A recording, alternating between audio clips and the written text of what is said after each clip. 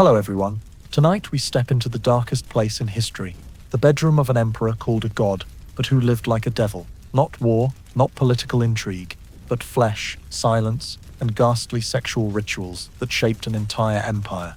And if you think you know who Caligula was, the truth is, you've never lain on the bed where the Roman Empire was humiliated, night after night.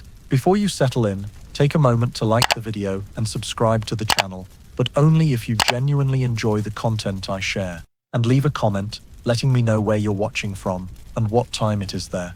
It's fascinating to see people tuning in from all over the world. Now, turn off the lights, maybe switch on a fan for some background noise, and let's embark on tonight's journey together. Tonight, we'll enter a place history deliberately ignores, the bedroom of Caligula, the Roman emperor whose name struck fear into both gods and mortals. But don't expect velvet mattresses, gently swaying silk curtains, or flickering candlelight in some ancient love song.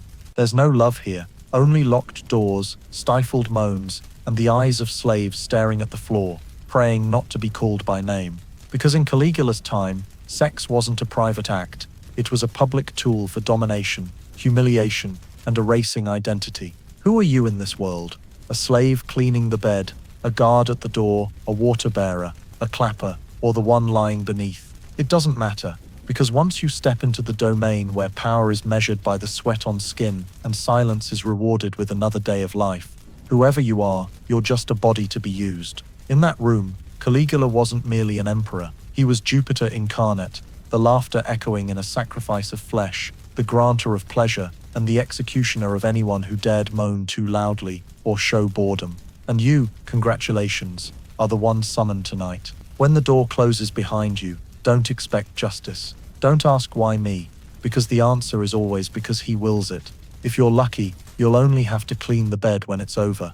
If not, remember the palace walls don't keep secrets, but corpses always stay silent. So take a deep breath. Don't tremble. Don't step back. Step in with me and see what really happens when sex is the only language the emperor understands. And then the stone door closes behind you. No sound of a lock, but a distinct feeling that you can't turn back. Before you is a hallway lined with red carpet, flanked by busts of women, once honored by Caligula's choice, all with hollow eyes and gold collars engraved with a number. Your footsteps sink lightly into the carpet, and as you go deeper, the light dims, the air growing thick with a strange smell, a mix of amber oil, the horse sweat, and the damp metallic tang of old blood. The Caligula's bedroom lies at the end of the hall, but you're not led there directly. A guard signals you to turn into a room on the right, where the walls hold no paintings, only dozens of neatly arranged bridles, ordered by size. In the center of the room is an oak bed draped in red cloth, its legs carved with horse heads, a translucent silk curtain hanging from the ceiling. You're in a stable. No, a stable is just a polite term. This is the bedroom of Incitatus, the white horse Caligula, called his most loyal advisor, the only creature allowed to lick his hand without losing its head. According to those who served before you, now reassigned or vanished without a trace, Incitatus was fed bird's nest mixed with gold flakes, drank honeyed water, slept on jasmine-stuffed cushions, and whenever Caligula visited, he didn't come alone. They say he once sat on the bed with Incitatus, stroking its mane while whispering something, then ordered the door closed. No one allowed in for 2 hours. When the door reopened, the bed bore hoof marks, the sheets were stained with blood, and the emperor emerged with his tunic skewed, smiling, eyes unblinking. No one dared ask what happened. All they knew was that, after that night, Caligula ordered a wing built for Incitatus, next to his own chambers, complete with a kitchen, servants, and a groom, a blonde virgin from Diana's temple, punished for walking too lightly. She never spoke again. No one saw her leave the palace. They only saw Caligula, wearing a laurel crown, dining with his horse, forcing senators to bow to it as if it were a consul. But the madness didn't end there. One night, as slaves prepared the emperor's bedroom, Caligula strode into Incitatus's stable, lay on its bed, and declared, "Tonight, I don't sleep alone." Everyone froze. Then he pointed at a young male slave nearby. "You, come here, get on the bed. And you, the chosen one, couldn't refuse. You step up, your shoes sinking into thick silk, the animal's stench hitting you, wet fur, horse testicles, and an unnameable rot. Caligula pulls you down. This is incitatus. You don't turn your back on him. Don't touch his mane. The rest is up to me. That night, the bed shook. Whether from Caligula's laughter or incitatus's stomping, you couldn't tell, nor could you tell who moaned, you or the horse. All you remember is incitatus's eyes watching you all night, cold as marble, silent as a god's statue. The next morning, when you woke, Caligula was gone. You were summoned to the infirmary to treat your back. The physician glanced at the bruises and shook his head. Another one. In the palace, no one spoke of it. No one dared. But in the bathhouse, where steam blurred all boundaries, old slaves sometimes whispered, "Tonight, he sleeps with incitatus again." Another asked, "Does he sleep with it, or like it?" No one answered, because everyone knew everything in this palace, even sex, was no longer biological. It was ritual. It was punishment. It was how Caligula proved no one, man or horse, could escape his grasp. And you, after that night, were no longer you. You were the one who lay with the horse, and you lived. That was the reward, or the punishment. The next day, when they changed Caligula's sheets, they called you back, not to sleep, but to clean what was left from the night before. Yet even after cleaning, they didn't let you leave, because tonight, Caligula didn't want incitatus. He had a new interest, a new game, a new command. And you, once again, were summoned. This time, to the chambers of his sisters. And you wouldn't go alone, because in the palace's shadows, there were relationships never named but known to all. Drusilla, Livilla, Julia. 3 names never carved on the same tombstone, but always entwined in the history of naked feasts and secret sacrifices. Caligula called them goddesses of the family, but his touch was far from divine. You're led to a room with 3 doors, each etched with a distinct pattern: a red rose, a coiled snake, a crescent moon. No one tells you which to enter. You must guess, and guessing wrong means a beating. You choose the crescent moon, Livilla. In the dim light, you see her sitting, filing her nails, though it's dark and there's no mirror. She's not surprised by your arrival. "What's your name?" she asks, her voice flat, not looking up. You answer, "Good. Tonight we perform a scene for my brother, an old one, very familiar. I'll play the mother, and you're the disobedient child. You don't have time to react." Her hand glides across your chest, not lovingly, but like an artisan testing clay before molding it. You want to step back, but the door behind you is locked, and Caligula's voice echoes from the next room. "Livilla, hurry up. I don't wait all night." Livilla looks at you, then smiles faintly, her eyes empty. Hear that? The god is calling, and gods hate disappointment. You're pushed onto the bed, your hands bound with silk, soft as a caress, until the numbing tightness sets in. Caligula enters, as if it's his stage, a purple cloak open at the chest, a wine cup in hand, lips speckled with lipstick. "Let's begin. Drusilla will join later." Julia's changing her dress. He sits on a stone chair, legs crossed. "Livilla, I want you to cry this time. Last week you laughed too soon." Livilla nods slightly, then grips your hand harder, and the play begins. No script, no end, only cold whispers and touches, meant not for love, but to declare who's master. You're dragged through 3 rooms, each with its own style, scent, and form of torment. Drusilla, the eldest, is the quietest. She says nothing, just watches, then suddenly orders you to kneel and lick her feet. Julia, the youngest, loves to laugh, but each laugh carries a blade. "I heard you lay with incitatus. Today, you'll crawl like him." And Caligula stands there, clapping, not for pleasure, but because he's the director. Some nights, the 3 sisters take turns keeping you in the room until dawn to rehearse for a performance before the Senate. Other times, they quietly join the emperor's bed, lying on either side, whispering stories only those who shared a mother's milk would understand. You've seen Caligula sleep, arm around Drusilla, leg over Livilla, head resting on Julia's thigh, like a child wrapped in kin's flesh. But Caligula isn't a child, he's a beast that speaks, and his sisters aren't victims. They're accomplices. Rumors say Drusilla was once pregnant. Rumors say Caligula killed the child in her womb to avoid sharing his blood with another. You don't know what's true, but you know after each night someone collapses, someone vomits, someone never leaves that room again. You leave, still alive, but no longer whole. And you begin to understand in this world, kinship doesn't prevent violation, it's the reason violation is blessed. Because for Caligula, sex isn't for strangers, it's for those who can't leave him, betray him, or accuse him, those with the same blood, same eyes, same voice. That night, as you drag yourself from the room, a hand grazes your shoulder. Julia whispers, "Don't tell this story, or you'll sleep forever in Incitatus's stable." You nod and stay silent. But what Julia doesn't know is that the next night, you're ordered to clean the eastern chamber, where a private feast is held. No women, no sisters, only men, and screams that don't sound like pleasure. They sound like endings. That's the first night you see what Romans never carved in stone, blood flowing from men's buttocks. The next night, you're no longer called to the sisters' chambers, because Caligula has found a new joy, young guards in short tunics, unarmed, and you, with a plain face, an unalluring body, but a talent for silence, are summoned again, this time to guard the door. But you've seen more than you were meant to, and you know that door won't stay closed forever.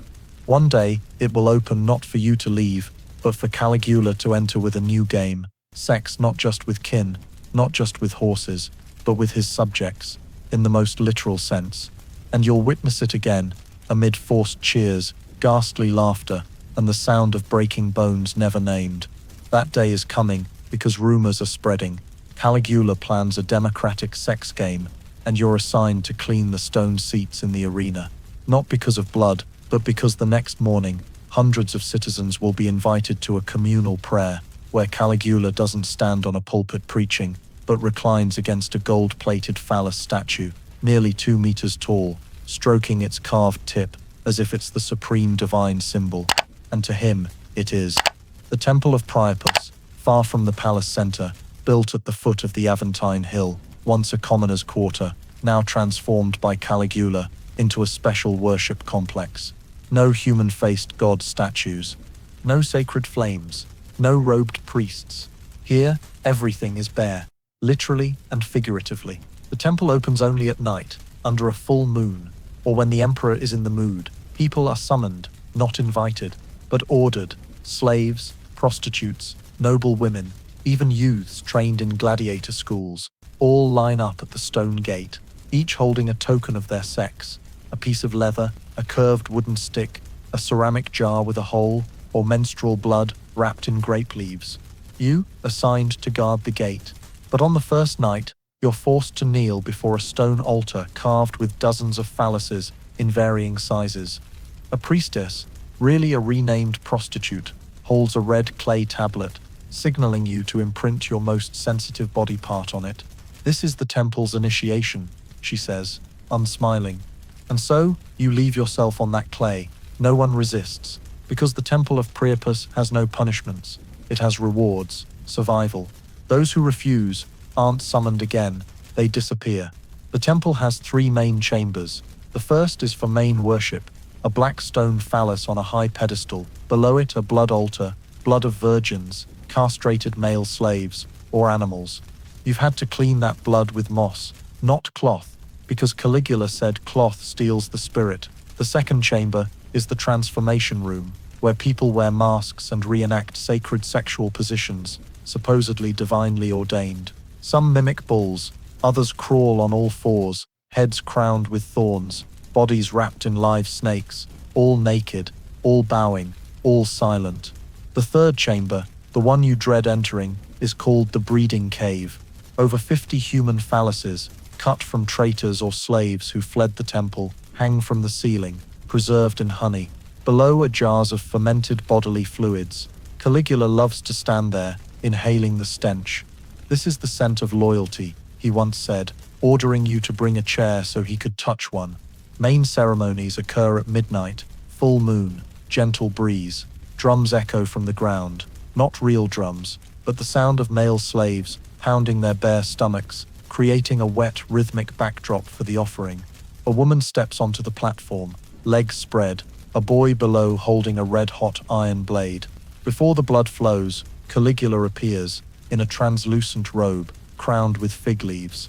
He says nothing, just places a hand on the stone phallus, and closes his eyes. When blood drips onto his feet, the ceremony ends. You're ordered to clean that blood, not with a cloth, with your tongue. Once you resisted. 2 guards pinned your head down, whispering, "The god doesn't need cleaning, he needs reverence." And so you learned, you're no longer a gatekeeper, you're a devotee. You memorize the prayers carved on the walls. May Priapus grant me unrelenting hardness, an ever-open hole, and accept my fluids as sacrificial wine. You no longer feel disgust, only coldness. One day, while cleaning the altar, you find a letter hidden in a crack, a girl's handwriting, perhaps a virgin sacrificed before you. If anyone reads this, please remember, I had a name, I had a mother, I am not just blood. You hide the letter in your tunic, but when you reach your room, it's gone, stolen, perhaps, or imagined, because after 3 nights in the temple, you start hearing calls at midnight, moans, laughter, flesh slapping stone. You dare not tell anyone. But you know what Caligula built here isn't just structures, it's rituals of transformation, a place where divine power and flesh merge, and you, whoever you are, will be consumed. One night, you're summoned alone, no escort. The temple door closes behind you. The altar is empty. The golden phallus is gone, and Caligula stands there, holding the red clay tablet. The first night, you left your form. Tonight, I want your soul. You kneel, not out of awe, but because your legs can't hold you. And as he approaches, you realize what you must swallow tonight isn't blood, wine, or holy fluid. It's the last shred of humanity left in you. After that night, you're forbidden to look citizens in the eye. They call you the one who served the altar. You're respected. But no one touches you. No one wants to catch the god's scent, and you're reassigned to the palace bathhouse, where water isn't just for washing, it's for drowning, because Caligula has a new idea, sending water into the deepest parts of the human body, and you'll be the one to turn the valve. But your hands no longer feel. The fingers that touched sacred stone, golden phalluses, virgin blood, and the emperor's fluids now tremble at the touch of water. Not from cold, from a piercing chill, a chill that seeps to your bones, to your heart, and you know it's not just a sensation, it's a sign. For nights now, you've noticed something strange, a small sore at the corner of your mouth. At first it itched, then burned, then oozed pus. You tried to wipe it, hide it, convince yourself it was fatigue, sleeplessness, the climate. But a second sore appeared, in your groin, then a third, in your mouth. You tried rinsing with Caligula's bathwater, rose petals and goat's milk, but the pain worsened. You asked the palace physician, who only looked and said, "This is the god's punishment." Nothing more, no prescription, no advice, no one names it, but you start to notice. Those who joined you in the rituals, the sharp-faced girl, the bare-chested slave, the old man offering wine, are disappearing. Some limp, some can't urinate, some cry nightly in the bathhouse, clutching their stomachs, legs curled, moaning, "Please forgive." No one forgives. Caligula doesn't forgive, because he doesn't believe in sickness, only in trials. Those who lose hair, he calls enlightened. Those who bleed, he says, are being purified. Those who can't walk are carried to his room for a final offering. And you, with a fiery sore behind your ear, are still summoned to serve. No one counts how many you've lain with, how many filthy hands, how many festering mouths, how many bodies, no longer their own. One winter night, you're called to Livilla's small bathhouse. The water is running, steam rises thickly, and she lies there, body draped in thin silk, back covered in purple marks. "Touch me," she says. You reach out, the sore on your neck bursts. Pus sticks to her shoulder. She doesn't react, just closes her eyes. The next morning, she's gone from the palace. 3 days later, her body is found in the sacred lake, hair shorn, mouth stuffed with dry grass. And from then on, you're barred from the women's quarters. They say you carry a curse. They avoid you, but Caligula laughs. The diseased are those touched by the god. He doesn't banish you, he gives you a new role, cleaning beds after each palace purification. You realize the worst part isn't the disease, it's living long enough to know how many you've infected. A young soldier who once saluted you at Priapus's temple now trembles in the latrine, urinating blood.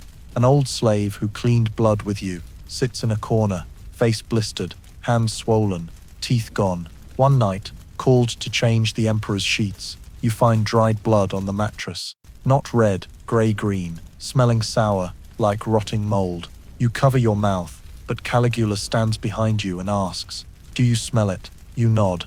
That's the smell of victory. He laughs. We don't die, we're transformed. And you understand, he believes it. He believes the sores are a sign of being chosen. He never falls ill, because everything in him rotted long ago. And you're just a vessel, a scrap of flesh, carrying a sick god's message. Some flee the palace, some drink mercury, some castrate themselves. But you do nothing. You wait for your body to collapse. But it doesn't. It lingers, aches, bleeds, festers, but doesn't die. Each morning, you see yourself in a bronze mirror, grey skin, cracked lips, sunken eyes, a red welt on your neck, and you're called again, not to serve, but to be an offering. Because Caligula plans a new ritual, copulation with death. You're the diseased, he's the god, and tomorrow night, you'll be placed on a stone altar, naked, oiled, surrounded by guards, slaves and priests holding torches. A priestess will whisper ancient scriptures, and you, with sores spreading down your spine, will embody the one punished by the god, yet still offering their body. You've pictured it all. Tomorrow will be the end, but that afternoon, you're given water laced with wild ginseng. You fall into a deep sleep. When you wake, you're not on the altar. You're in a crypt. Someone swapped you, offered another slave. You live, but you're banished to the crypt, beneath the bathhouse. Water drips there.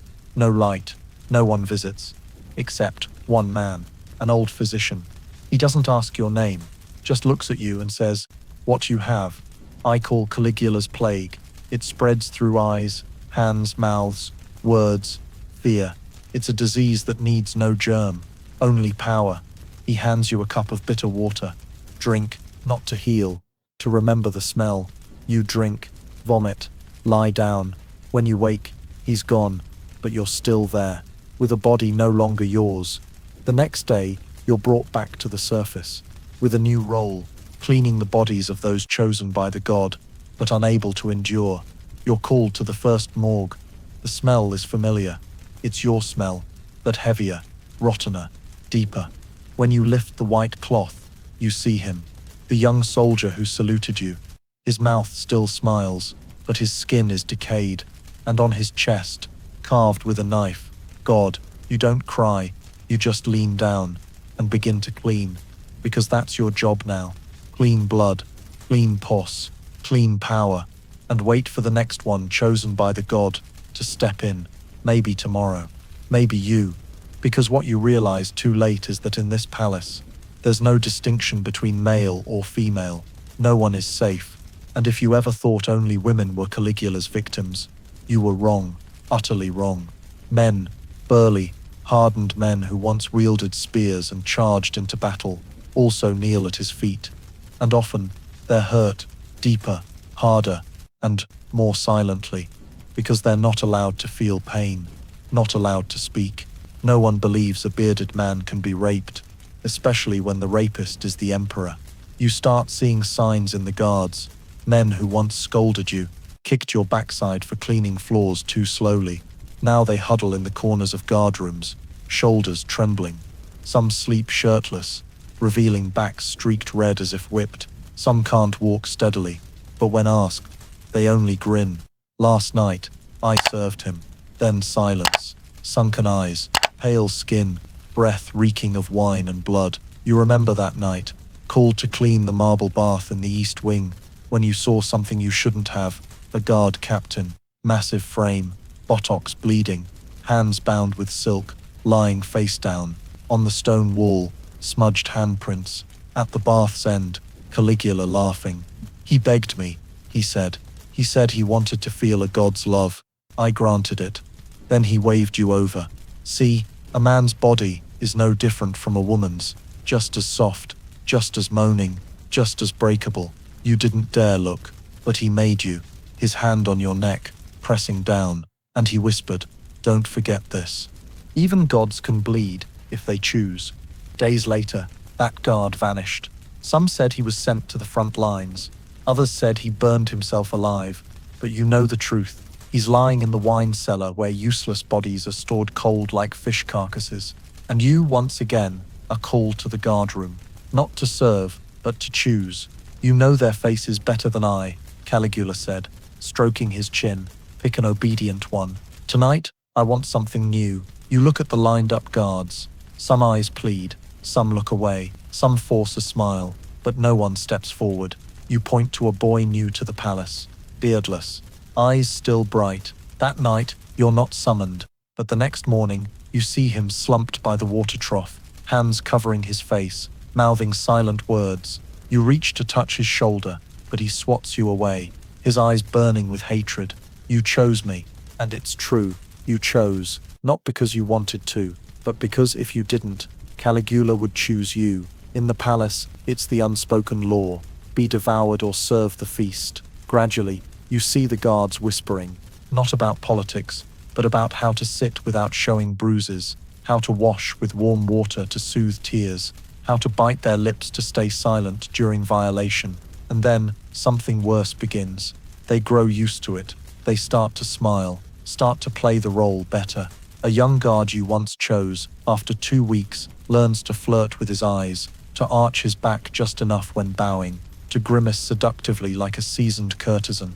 Caligula loves it, and you shudder, not because they perform well, but because they're no longer themselves. They're bodies that learn to survive by surrendering.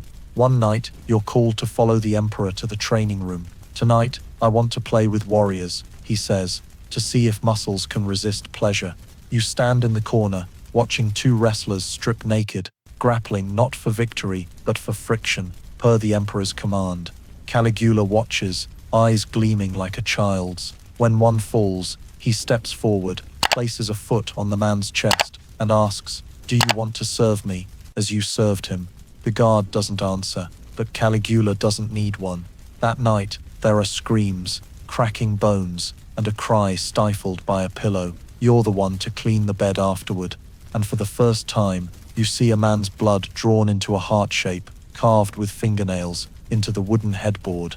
No one knows who carved it, but you understand it's the last voice of someone forbidden to speak. The next morning, Caligula laughs again, eats breakfast, and orders new rest quarters for the guards, for easier summoning at night. You're tasked with delivering the list, and you're the one staring at the line of men, wondering tonight who will be gutted yet forced to smile. And once you dream, you're holding a sword. You drive it into Caligula's stomach. His blood splashes your face. But when you wake, you're curled by the water trough, buttocks aching, neck bruised, nosebleed crusted. Dreams don't save you. But they're all you have left. Then one day, someone whispers. You know he's planning a new altar, this time not for women, not for animals, but for a squad of guards, and you're assigned to choose them. You laugh, not from joy, but because, after everything, you, the bed cleaner, are the one opening Hell's Gate for your own kind, and you know that list will one day bear your name. But before it does, you'll write it all down, not to accuse, but so someone someday knows Roman men weren't just conquerors, they were conquered by silence, by fear, by blood seeping in the shadow of the throne, and by a truth no one dares name. But Caligula doesn't need naming. He names everything himself, calls rape, grace, torture, ritual, and naked feasts, proof of a civilized empire. Then one day, you receive orders from the chamberlain. Prepare sheets, wine, couches, and strip all guests' clothes. No one may wear anything, direct from the emperor. The feast will be held in the moon garden, once the empress's herb garden, now a theater of flesh. You're tasked with preparing the main table, where Caligula will sit. No knives, no forks, no plates, only bodies, each person a table, a pale arm for displaying grapes, a curved back for bread, a flat stomach for a honey tray. You see former nobles now lying still like statues, food on their bodies, eyes probed by stares. A Caligula appears when the moon peaks. No robe, no laurel crown, just a gold chain around his waist, a bejeweled leather whip in hand. Tonight, he says, we erase class, we distinguish only by scent, and he orders everyone to crawl through the garden, sniffing each other's skin, choosing partners not by beauty, but by bodily odor.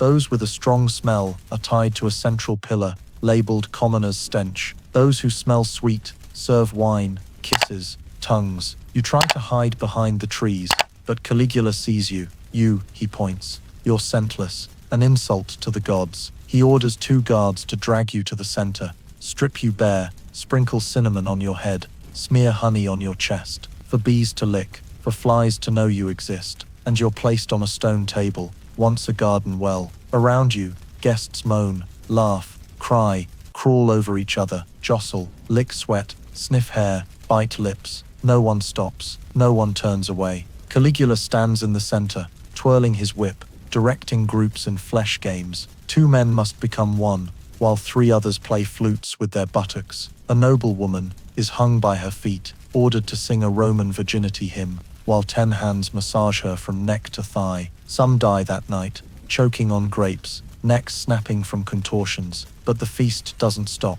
The dead are carried off like broken cups, silently, swiftly, without mourning. Caligula only smiles. Gods need sacrifices, and he chooses the night's main course. 16-year-old twin sisters, ordered to the table to show familial affection with their mouths. You close your eyes, but his voice cuts through. Open them. Closing eyes is blasphemy. You open, and you see humanity's collapse. Not by fire, not by blood, but by false ecstasy, trembling smiles, and eyes that drift like smoke. At dawn, the feast ends. Caligula declares, "Tonight, Rome washed away all boundaries," and he leaves, abandoning naked, shivering bodies in the morning mist, like uncollected corpses. You're the one to clean up, not plates, but torn clothes, scattered hair, bloodstains, and smiles frozen on lips. You quietly wrap them in black cloth, burn them behind the garden, where lavender once grew, now reeking of semen and urine. As you leave, a girl grabs your hand. She doesn't cry, just hands you a small bundle. Inside, a scrap of sheepskin, etched with blood. If anyone remembers they once wore clothes, Lev, you keep it, because you know, tomorrow, another feast. More bodies stacked as chairs, chins used as tables, breasts as plates, and you, scentless, are chosen to mark the line between God and man. You stop feeling when you see nudity, but your heart stings each time you hear, "Raise the cup," because you know, it's not wine, it's the last dregs of humanity, poured into each other, swallowed and gone. But if tonight is a feast, tomorrow, Caligula will want something else, a new ritual, and you've just been tasked with preparing moonlit wrestling, not to win, but to rub, slide, moan, and bleed, because he says, fighting and mating are 2 sides of the same god, and you'll clean the floor, with bare hands. But what you can't wash away isn't the blood, it's the smell. It clings to your hair, seeps into your skin, creeps onto your tongue, lodges in your memory. It's not just semen, sweat, or urine. It's a vile, sacred blend, the stench of power, unwashable by the Tiber's waters, unpurified by temple incense. It's the smell of the empire, of hands that touch too many bodies to know what clean means. Caligula doesn't use perfume. He hates artificial scents. He believes those who hide their true smell are liars.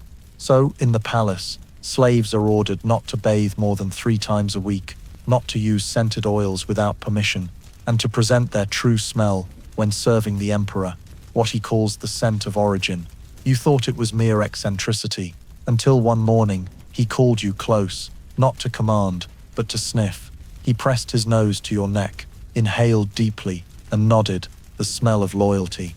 Then he wiped your sweat onto his sleeve and strode to court. From that day, they called you the scent slave. You're not proud. You only know you're no longer allowed hot water baths, clean clothes, or to sleep in fragrant places.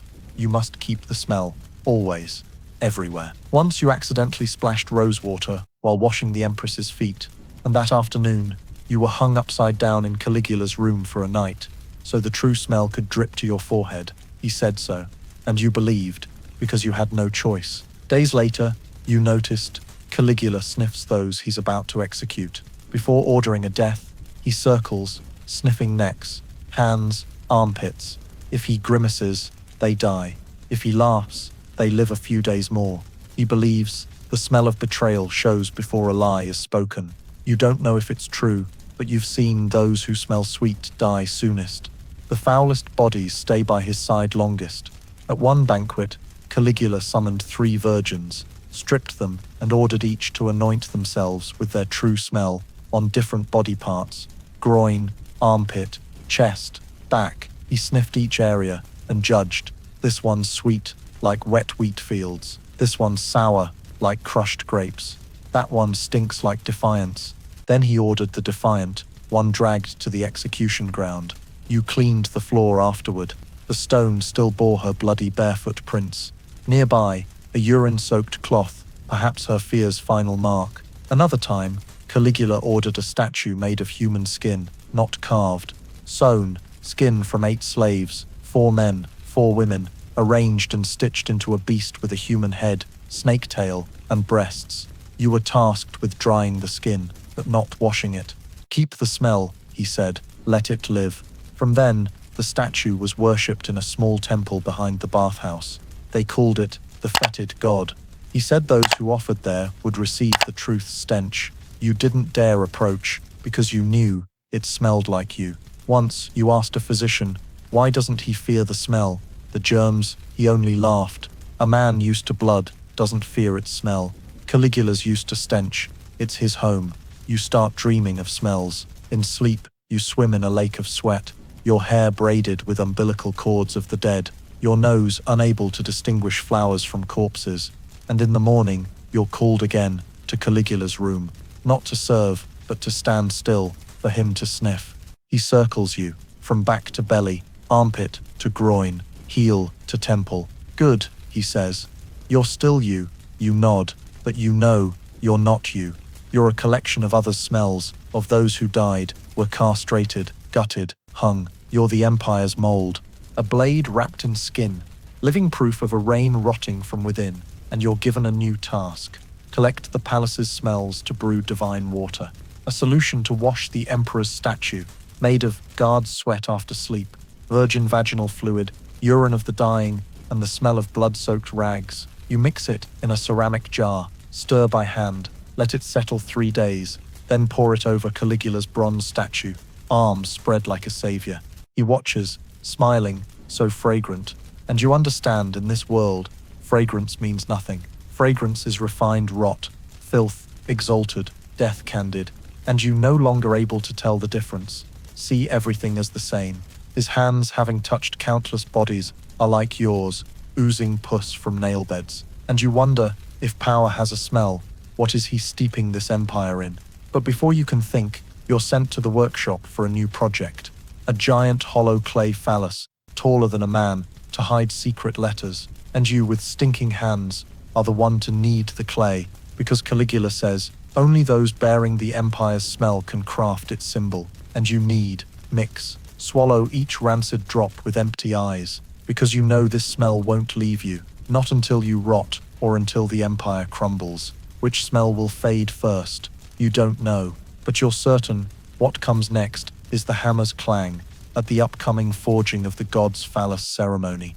And you'll hold the mold, a mold for a giant clay phallus, not for a temple, but to be paraded in the upcoming autumn sacrifice. Because in Caligula's empire, sex isn't private, nor mere pleasure, it's ritual, offering, an inseparable part of faith. There's no boundary between prayer and copulation, no line between gods and lust. Everything blends, dissolves, bleeds, moans, and is called sacred rite.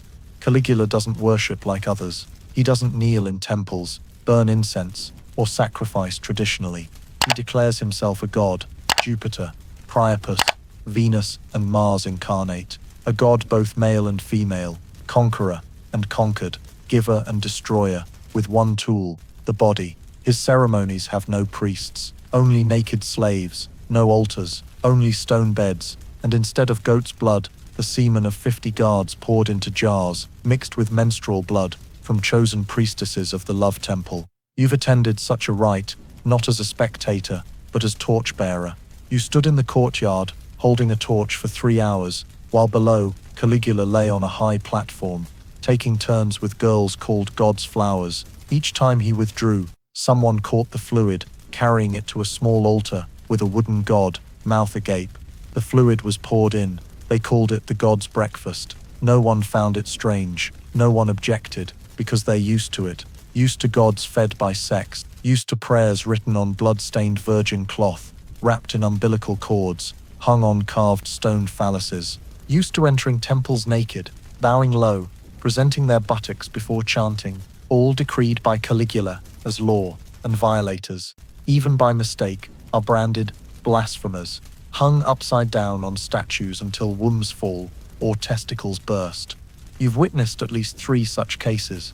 A young girl, first time offering, covered her breasts in fear while entering the temple. Caligula ordered her hands tied back, forced to circle the temple for 3 days, each day punished by a guard with a fiery whip.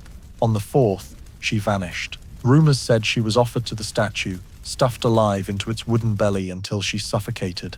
You didn't dare ask, but cleaning the temple the next day, you found a strand of hair stuck in resinous wood. For men, the punishment is worse. A young flutist from a sacred procession glanced at a priestess. Caligula called it desecrating divine lust, and at noon ordered the boy's lips, cut and sewn with thorns, placed at the temple gate with a sign, blasphemous mouth. 3 days later, he died, not from hunger, from infection spreading to his throat. You were ordered to burn the body. As the flames rose, you smelled something sweet, like fermenting grape juice, and you understood, even faith can stink. The terrifying part is that none of this is seen as abnormal. Children are taught to disrobe in temples, to kiss the god's phallus before learning letters. Mothers vie to enroll daughters as virgin priestess candidates. If chosen, their families gain tax exemptions or land grants. Faith becomes a market, lust becomes religion. And Caligula, with a solemn face, riding naked through the square, kissing a Linga statue's head, while citizens kneel to kiss the ground he treads, has turned Rome into a machine of bodily sacrifice. You laughed at first, then stopped, then screamed, then went silent. Now you only write, record. Each time you clean the temple, you hide a scrap of leather under the altar, carving a few words. No one knows, but you must. To remember you existed, with consciousness, with boundaries, with the question, why? But here that question is a sin, and you're given a new task: lead the summer offering procession.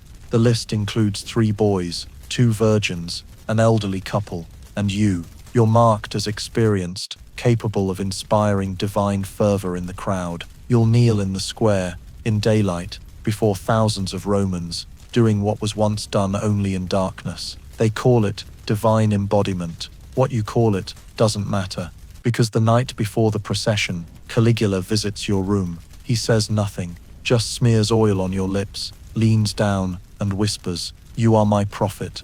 Then he leaves. On your lips, the familiar smell, raw eggs, holy wine, semen. You sit there, sleepless, all night, and you know tomorrow you'll stand in the crowd, naked, smiling, as if you're a god, because if you don't, you'll be killed. But if you do, you'll never be human again. You choose the latter because you still want to write, and the words you carved this morning, under the altar, read, "Faith without boundaries is debauchery glorified with incense." And if someone someday finds those words, they might understand. Caligula didn't rape Rome with force. He did it with faith, and by making an empire believe that submission in shame is the highest form of worship. But in a world where everything is a sacrifice, where virginity is broken to become an offering, where lust and faith mix like blood and honey, there exists a strange paradoxical thing: sexless marriages. And bizarrely, Caligula is their architect, not for morality, but for control. Marriage in his eyes isn't about love, nor a means to produce children.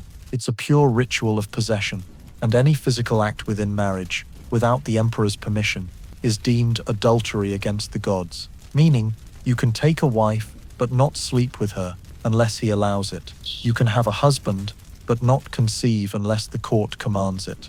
And so, a wave of bizarre marriages sweeps Rome, couples permitted to hold weddings, perform rites, receive blessings, but afterward they return to separate rooms, sleep in separate beds, or worse, share a bed with a soldier, standing guard all night to ensure the purity of the marital state. You've witnessed such a couple: the bride, a former priestess; the groom, an archer whose teeth were broken by a guard for bathing too long. They wed to soft music, under Caligula's gaze, seated on an ivory throne, dressed in white, crowned with laurel. He didn't bless them. He extended his hand and said, "Kiss the god's hand before each other." They obeyed. Then he ordered, "You must not touch for 7 days. This is the week of divine offering. And you, as always, were assigned to guard them." The first night, the bride sat with her back to the wall, hands trembling. The groom lay still. Neither spoke. On the third night, she cried.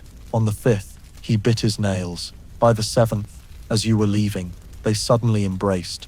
You didn't stop them. You just watched. The next morning, they were seized, dragged before the court, forced to confess, betraying the god's will. Caligula didn't rage. He laughed. Then declared, "Since you acted like beasts, live like beasts." He ordered them caged with lions for a week, naked, forced to eat grass and copulate before soldiers. You didn't dare look, but you heard moans, cries, desperate wails like shame exposed at noon. When released, their eyes were dim, hands bloodied, yet they still held hands. Some said they killed themselves. Others said they were sent to a prison island. You didn't ask, because you understood love, if it still existed, was the gravest sin under Caligula, because it happened in secret, without royal decree, without a script, and that threatened the system. These sexless marriages were encouraged. Caligula even decreed, those who swore lifelong abstinence in marriage would be rewarded with land. Thus, a group of new devotees emerged, couples vowing to kiss only hands, not lips, to lie side by side, not to touch, to gaze at each other only under lamplight with witnesses. You heard an old woman whisper, "Marrying now isn't for children, it's to stay safe." And she was right. In a world where bodies are carved up for sacrifice, where vaginas become goblets and penises, national symbols, silence, no touching, no panting, no moaning, is the last form of resistance. Once Caligula held a wedding with the moon. He stood on a high tower, draped in silk, holding a laurel crown, kissing the air toward the sky, proclaiming, "Henceforth, I am the husband of light." He decreed all citizens must bow each full moon, for the empire's empress was watching. You shuddered hearing it, because you knew, in this world, anything could become spouse. As long as Caligula commanded, you'd heard rumors he wed his own sister, wed a marble goddess statue, declared himself Rome's wife in a blood-drinking rite. But these didn't outrage the people. They nodded, because they understood marriage now wasn't about uniting two souls. It was a one-way assertion. Power decides who touches whom, when, and why. You reflect on your own fate. Never married, never wedded. No one asked, no one permitted. You belong to no one. The only way to survive. But you also know, surviving without loving, without holding someone in the night, without fear of betrayal, without whispering love, without being branded, deceiver of gods, that life is just a walking corpse. Then one night, you're summoned to the emperor's study, not to serve, but to write a new decree. Caligula dictates slowly. Henceforth, all unmarried citizens over 30 must petition to wed. Failure to do so is contempt of the gods and bars them from worship. You look up, wanting to ask, "What if I don't want to marry?" But you don't speak. You bow, write, seal with wax, then leave silently. And you know, starting tomorrow, there will be more sexless marriages, cold beds, eyes meeting, without daring to touch. And somewhere in those marriages, there will be people like you, still capable of love, but too afraid to show it. They'll bury their love like ashes of an old god, once mighty, now just an obstacle to new power. And Caligula will smile, because he's claimed the last thing, the right to decide if love may live. And if love is strangled, virginity, in Caligula's empire, never had a chance to exist. Because he doesn't believe in it. Doesn't believe a body can remain whole in a rotting world. So, he proclaimed a new truth. Virgins don't exist. They're just lies draped in white. From his ascension, he abolished traditional virgin priestess groups, replacing them with reborn virgins, girls who'd already lain with men, but were sanctified by a bizarre ritual, lying still under him for a night. No moaning, no crying, no heavy breathing. If they survived until dawn, They were declared lawful virgins, allowed to serve in temples, revered by kneeling citizens. You witnessed such a ritual. A girl, no older than 16, was brought to a stone bed in his chamber. 4 slaves held her limbs. An elderly priestess dripped oil on her chest. Caligula entered, holding a small knife, not to kill, but to place beside her thigh, a silent threat. Then he lay on her, pressing close, and did nothing, just whispered in her ear for hours in a language no one understood. At dawn she lived, eyes wide, mouth silent, and so she was named a new virgin. From that day, citizens kissed her feet at the temple. You watched, chilled to the bone, not because she lost her virginity, but because she didn't know if she'd ever had it. For Caligula, virginity wasn't a hymen or blood. It was a product of power, a mark branded on another's body to declare, henceforth, you're a symbol of purity, because I permit it. Girls untouched by others weren't deemed virgins, but those who'd lain under him, however many times, were declared unviolated by others, everything inverted.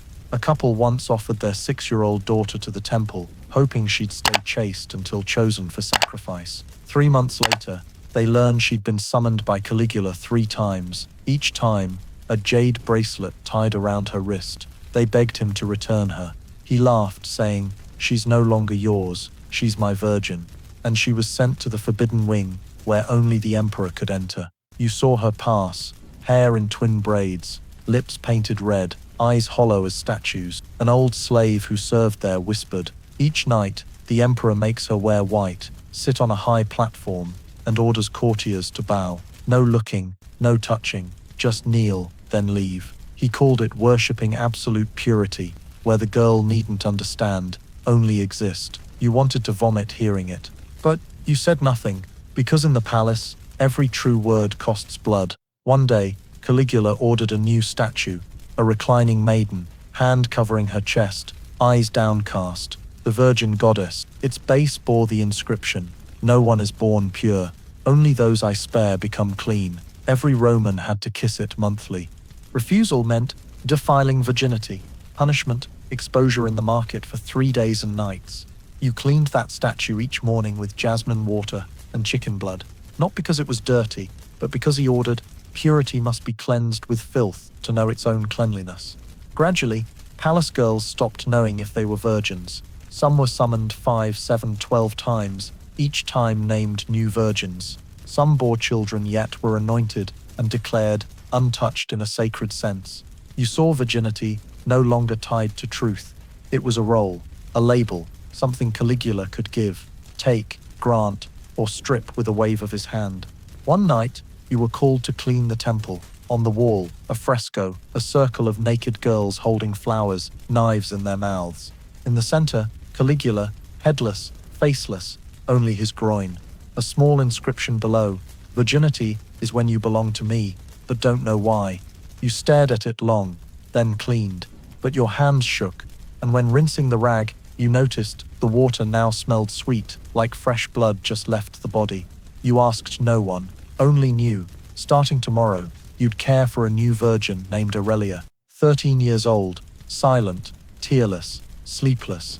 Each night, she sat rigid on a stone bed, hands on thighs, eyes staring into nothingness. You were ordered to brush her hair, anoint her with perfume, change her dress, and never ask. But on the 3rd night, as you brushed, she whispered, "Uncle, if they take something from me, I don't know. Have I lost anything?" You didn't answer, just stayed silent, and wiped a dried blood drop from her neck. Small, thin, but enough to tell you, she was no longer a child, nor a maiden. She, like you, and hundreds others, was living proof of a silent, cruel truth. Under Caligula, no one could keep anything their own. Not even the most sacred, the right to remain untouched. Because he believed, if a body was unused, it insulted the gods. And so, from that night, no girl entered the palace whole and left whole. Because here, virgins never existed. They were crafted to serve a faith that turned every rite into organized rape. And then, one day, you realize there's a group in this palace no one mentions, no one names, no one asks after, no one seeks. They appear, exist, then vanish, like shadows without voices. Those forbidden to speak, not because they lack mouths, but because their words are dangerous. Each syllable they utter is a blade slashing the facade Caligula built to cloak his empire. So, they're banned, forced mute, or they learn silence as a survival reflex. The first you knew was a slave named Vibius, once a silver horn player for spring rites. One day, when his horn faltered mid-note from a bleeding nose, Caligula, enraged, said nothing, just walked down, took a dagger from a guard's belt, and stabbed through Vibius's left cheek. From then, he never played, never spoke, he lived, but through eyes, silently cleaning blood, silently picking up fallen hair in the temple, silently passing you each night without a sound of steps. The second was a 12-year-old girl, declared a sleeping angel after a nocturnal rite. Caligula called her the embodiment of divine silence. She was forbidden to speak. Each time her lips moved unconsciously, a priestess pricked her lower lip with a needle as a reminder. She grew without a voice, gestured with hands, laughed without sound, cried by shaking her head. You held her once, when she huddled under a stone table, trembling like a rain-soaked bird. You said nothing, neither did she, but you understood here. Some pains, if voiced, would crack the empire. The third was an older man. No one recalled his name, only that he was a scribe recording Caligula's words during audiences. One night, drunk, Caligula misheard. The man wrote, "I was once human, instead of I am a god." The next morning his tongue was cut, not buried, hung at the palace gate as a warning. Who writes the holy words wrong, never speaks again. From then, he lived in the kitchen, peeling vegetables, slicing meat, smiling with eyes, writing with his left hand. He was no longer a man, just a shadow with fractured memories. And you're the one cleaning floors beneath them, still with a mouth, eyes, a back to bend. But you start to realize your turn is coming. You speak less each day, because the more you speak, the more you risk. A wrong word could be treason. A sigh could be an insult. Calling someone, if overheard by spies, could mean drinking lid. So, you learn silence. And in that silence, you see them clearer. Those forbidden to speak. The priestesses who saw Caligula go mad in a blood moon rite, running naked through the temple, claiming he birthed the empire. The guards forced to use their mouths to prove loyalty at flesh feasts, warned, "Speak of this, and your family tastes loyalty too." The ones carrying corpses to burn, corpses of lawful virgins who didn't moan as scripted, all know what's happening, but none speak, because none are allowed. Then one day, a slave woman was caught whispering in the laundry, recounting a nightmare. She was dragged out, tied to a stone pillar, forced to swallow her tongue. No one buried her. She sat there 3 days, swarmed by flies. You passed, not daring to look. But that night, you heard crying echo from under the floor, faint, like the voices of souls never allowed to speak. You start writing, on old rags, backs of pantry slates, blood-washed temple walls, not to resist, to preserve, to keep something for those who can't, to keep voices for those who forgot how to sound, to keep names for those never called rightly. But you know, sooner or later, you'll be found, and you prepare your final words, if caught. Short, clear, undeniable, unerasable. Then it happens. One morning, guards storm your room. No questions, no interrogation. They bring you before Caligula. He sits on his throne, eyes bloodshot, holding a rag you wrote. Some wounds heal only with truth. He smiles. You wrote this. You nod. Say nothing. He nods. Good. Then I'll heal that wound by keeping you as a mute priest. From that day, you're forced silent. To speak, you must hold a slate, but you still write. And you know, if someone reads, what you've seen, heard, lived through, won't vanish. So, you live on, as a silent scar of a reign that survives by cutting the tongues of every memory that feels pain. But even scars are one day flayed, displayed in the market, sold like wares. And Caligula did just that, ordering part of the palace, turned into a brothel. Not an ordinary one, a place where people paid to touch the sacred, mock the gods, and feel the absurdity of power born from flesh. Named Domus Amoris, House of Love, it sat behind a massive Jupiter statue, once the Senate's private meeting hall. Walls were replaced with thin silk curtains, light from hundreds of oil lamps casting swaying shadows like breathing naked bodies. Guests needed no identity, just gold or something worth trading, a relative, land, or their own virtue. Caligula said, "The Senate's worthless. Sex is the supreme law." So, men who once debated laws now knelt on stone floors, licking the feet of prostitutes handpicked by the emperor. These weren't market women. They were priestesses, former virgins, even officials' wives. Each night, 3 were chosen, wearing sheer robes, golden masks, waiting in 3 rooms. Guests chose by scent, each room infused with sandalwood, dried blood, or holy wine. You had to replace candles in the second room, smelling of dried blood. The woman there was once hailed as a divine blood maiden for surviving Caligula's blood-drinking rite. Now she lay back, eyes empty, right hand trembling, wiping blood after each guest. Not hers, but the payer's. She once whispered to you, "Here they don't seek climax. They seek proof they're still alive." This room blurred selling bodies and offering them, coercion and choice. Because Caligula legalized it all with a decree, every citizen may serve the empire with their body, and those who refuse evade the body tax. None dared argue, because the body tax was collected by soldiers storming homes at night, forcing you to lie down, calling it inspecting Roman stock quality. You saw a 30-year-old man, father of 4, forced to lie for inspection before his wife and children. Then he was taken to the house of love, dressed in thin silk, labeled rare item, proven breeder.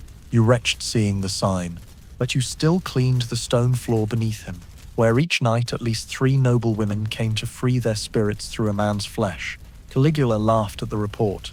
Good. Women now use men as men used women. Fair. But no one told him. Those women later went silent, stopped speaking, eyes vacant, as if they too were violated. You realized the house of love wasn't for satisfaction. It was for remembering you had nothing left to lose. Once, you were ordered to carry a guest list to the 3rd room, holy wine masks. Inside was a 14-year-old boy, son of a disgraced official, titled Tender Offering Vessel, one who preserved purity young, so citizens could taste innocence guilt-free. That night, you buried a blood-soaked bedsheet under Venus's statue, and you knew no love lived here, only cruelty dressed in red velvet. Caligula rarely visited the house of love, but when he did, everything stopped. Lamps off, people lay down. No one could raise their head. He passed, choosing anyone, not for beauty or status, but a private whim. This one looks pleasant today. Then came stifled screams, convulsing bodies, bite marks bleeding behind necks. You heard you knew, but couldn't turn. Turning meant blindness. Once, a girl turned, thinking someone fainted. Her eyelids were cut, to never dare look back at power. She lived, now roams the back courtyard, hooded, greeting guests in a saccharine voice. No one knows what she saw, but all fear her eyes, lidless, unable to close. You dreamed those eyes hung in the temple, bleeding. In the dream, Caligula stood beside, whispering, "Love is when you no longer dare close your eyes." Then you woke, in the room where daily you clean bodies just used, just wept upon. One day, Caligula summoned you, asked, "What do you think of the house of love?" You bowed, "A place serving faith, my lord." He laughed. "Yes, because no one believes in love after visiting, and you were promoted to keep records, write names, choose people, line them up. Then nightly, you return, open the ledger, see names vanished, not dead, but no longer human. And you know, you're heading there too. No tongue to speak, no hands to pray, no heart to believe, just a list, and a candle in a stone niche, burning faintly, like the last flicker in an empire's brothel, where no one dares say their true name, for it could be sold, raped, buried under flesh, and forgotten. But you haven't yet, you still remember, and you write, on tabletops, brick walls, the backs of your hands, that once in this palace, people paid gold to kill hope. And that place is Caligula's true heart, a heart with a door, a guest list, the smell of diluted blood, and no capacity for love. But even when love doesn't exist, Jewel still needs feeding. And Caligula, who never slept with the same body twice, ordered the creation of objects to let him touch pleasure without humans. Ancient sex tools weren't mere toys. They were instruments of power, symbols of absolute control over every body, even when no one was in the room. The workshop lay underground, once used to embalm old gods. Now, it forged bronze penises, carved marble vaginas, and even etched human anuses in ivory. Each was tailored to Caligula's erratic tastes, some shaped like a girl who just took her life, some molded from still warm corpses, some mimicking animal genitals, horses, goats, even jackals. You were once sent to deliver scented oil there, to test slipperiness. Stepping in, the stench of burning wax and charred skin made you gag. On the walls, bronze sex carvings moved lightly, spring mechanisms making them breathe when someone passed. You saw a massive machine, shaped like a four-wheeled chariot, its front adorned with 16 wooden phallus heads, aligned like a war chariot. An old craftsman said, "This is the Ecstasy Legion. The Emperor uses it to assault dreams." You didn't dare ask more. But later you heard someone died during a test run, forced to sit on a vibrating metal chair too long, bleeding internally. The body was thrown into a well behind the palace. No rites, because Caligula said, "Those who die from pleasure are already sanctified." These tools weren't just for him. They were used in rituals, in divine lust education for children, even stamped on coins. Caligula's laurel-crowned face on one side, an open vagina on the other, inscribed, "The Empire begins here." Once, you were ordered to clean the breath of divinity, a long curving metal tube used to probe priestesses' throats to test the depth of faith. Pulling it out, you saw blood and mucus on the tip. The craftsman laughed. "This is supreme faith. Swallow it whole, you live." And so, faith meant for the soul was measured by throat depth. Caligula also commissioned life-sized dolls, beeswax skin over real bones, able to make sounds, move fingers, even cry when struck hard. He called them cushion people. Each night before sleep, he chose one, placed it on his bed, taught it to say, "I love the god." If it spoke wrong, he smashed its head against the wall and called for a new skeleton. You cleaned up the doll remains, and once, peeling back the wax, you realized some weren't dolls. They were real people, coated in wax, mouths sewn, eyes replaced with glass, trained to be silent as objects. One girl was still alive when you peeled the wax. She couldn't speak. Her eyes wept endlessly. You reported it. Caligula said, "That one's defective. Melt it down." You had to take her to the furnace. As flames rose, you turned away, but her scream, the first you'd heard after months of only fake moans, made your heart pound like it would burst. You carved her name into the cellar wall, Livia. No one read it, but you did it, because someone had to remember. The sex tools kept evolving. Once, Caligula ordered a sacred prayer table, a stone slab carved with copulating gods, grooves channeling semen, into a large jar to water the tree of life. You emptied that jar. It smelled of mold, burnt copper, and sour milk. But Caligula called it the scent of creation. He also demanded ropes woven from human hair, soft yet strong, so those bound still feel loved. Those tied with it never returned, alive or not. One day, you saw an order for a golden tongue, for tongue-cut slaves who still needed to serve. You carved its patterns. A guard said, "Make it beautiful. It replaces the voice of faith." You etched a small snake and wondered how many voices in the palace were torn out, melted, cast into gold, to adorn a tool that silenced others. Then you were summoned. Caligula wanted to use you to test, transferred pain. You'd lie on a device with bronze probes inserted into every orifice, then lightly electrified. He'd watch, note your expressions and ask, "Does anal pain feel like heart pain?" You didn't answer, because you no longer knew the difference. After that, you stopped dreaming, stopped feeling, but you kept writing. On your hand, on walls, on your stomach's skin.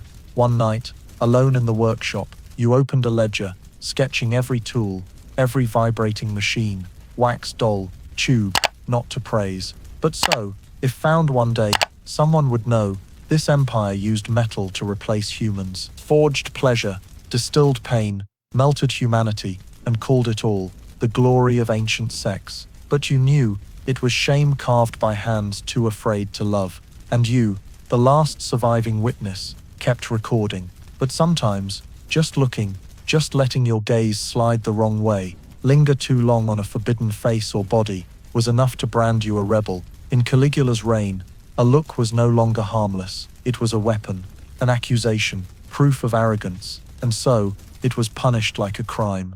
You saw a girl blinded for glancing at the emperor's back as he changed robes, not spying, just turning at a call.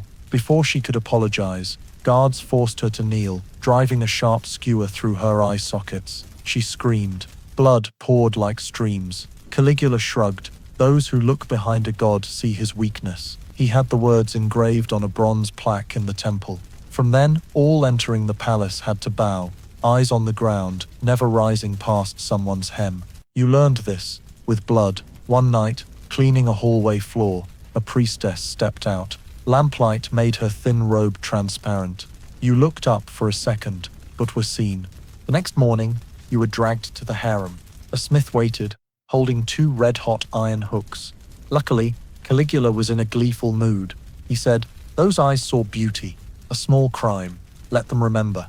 Instead of blinding, 2 small lines were carved under your eyelids, like iron tears.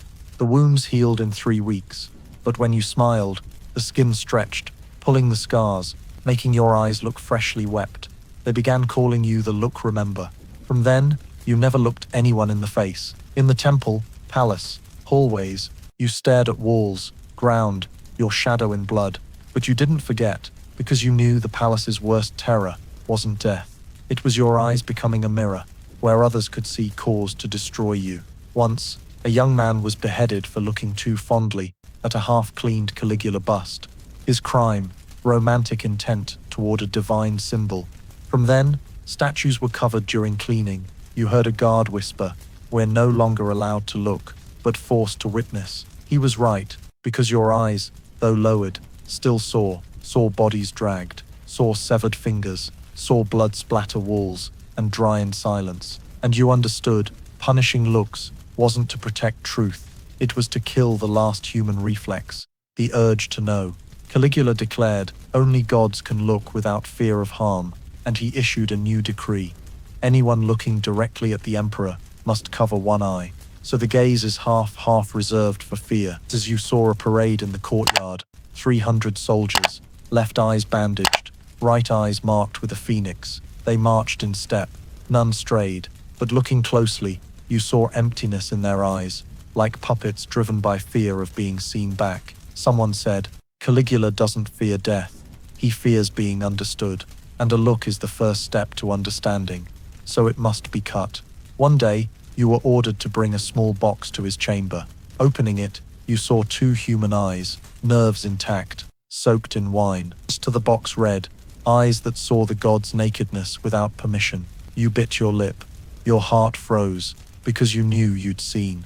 Once, briefly, you saw his weakness. One night, he sat alone, touching his mother's broken statue, crying silently. You passed. He didn't notice, but you remembered. And from that day, you understood, the cost of a look wasn't immediate. It was a seed. Once planted in memory, it sprouted, and Caligula knew no one could carry that seed in their mind. So he banned all looking back. No one could paint his portrait without orders.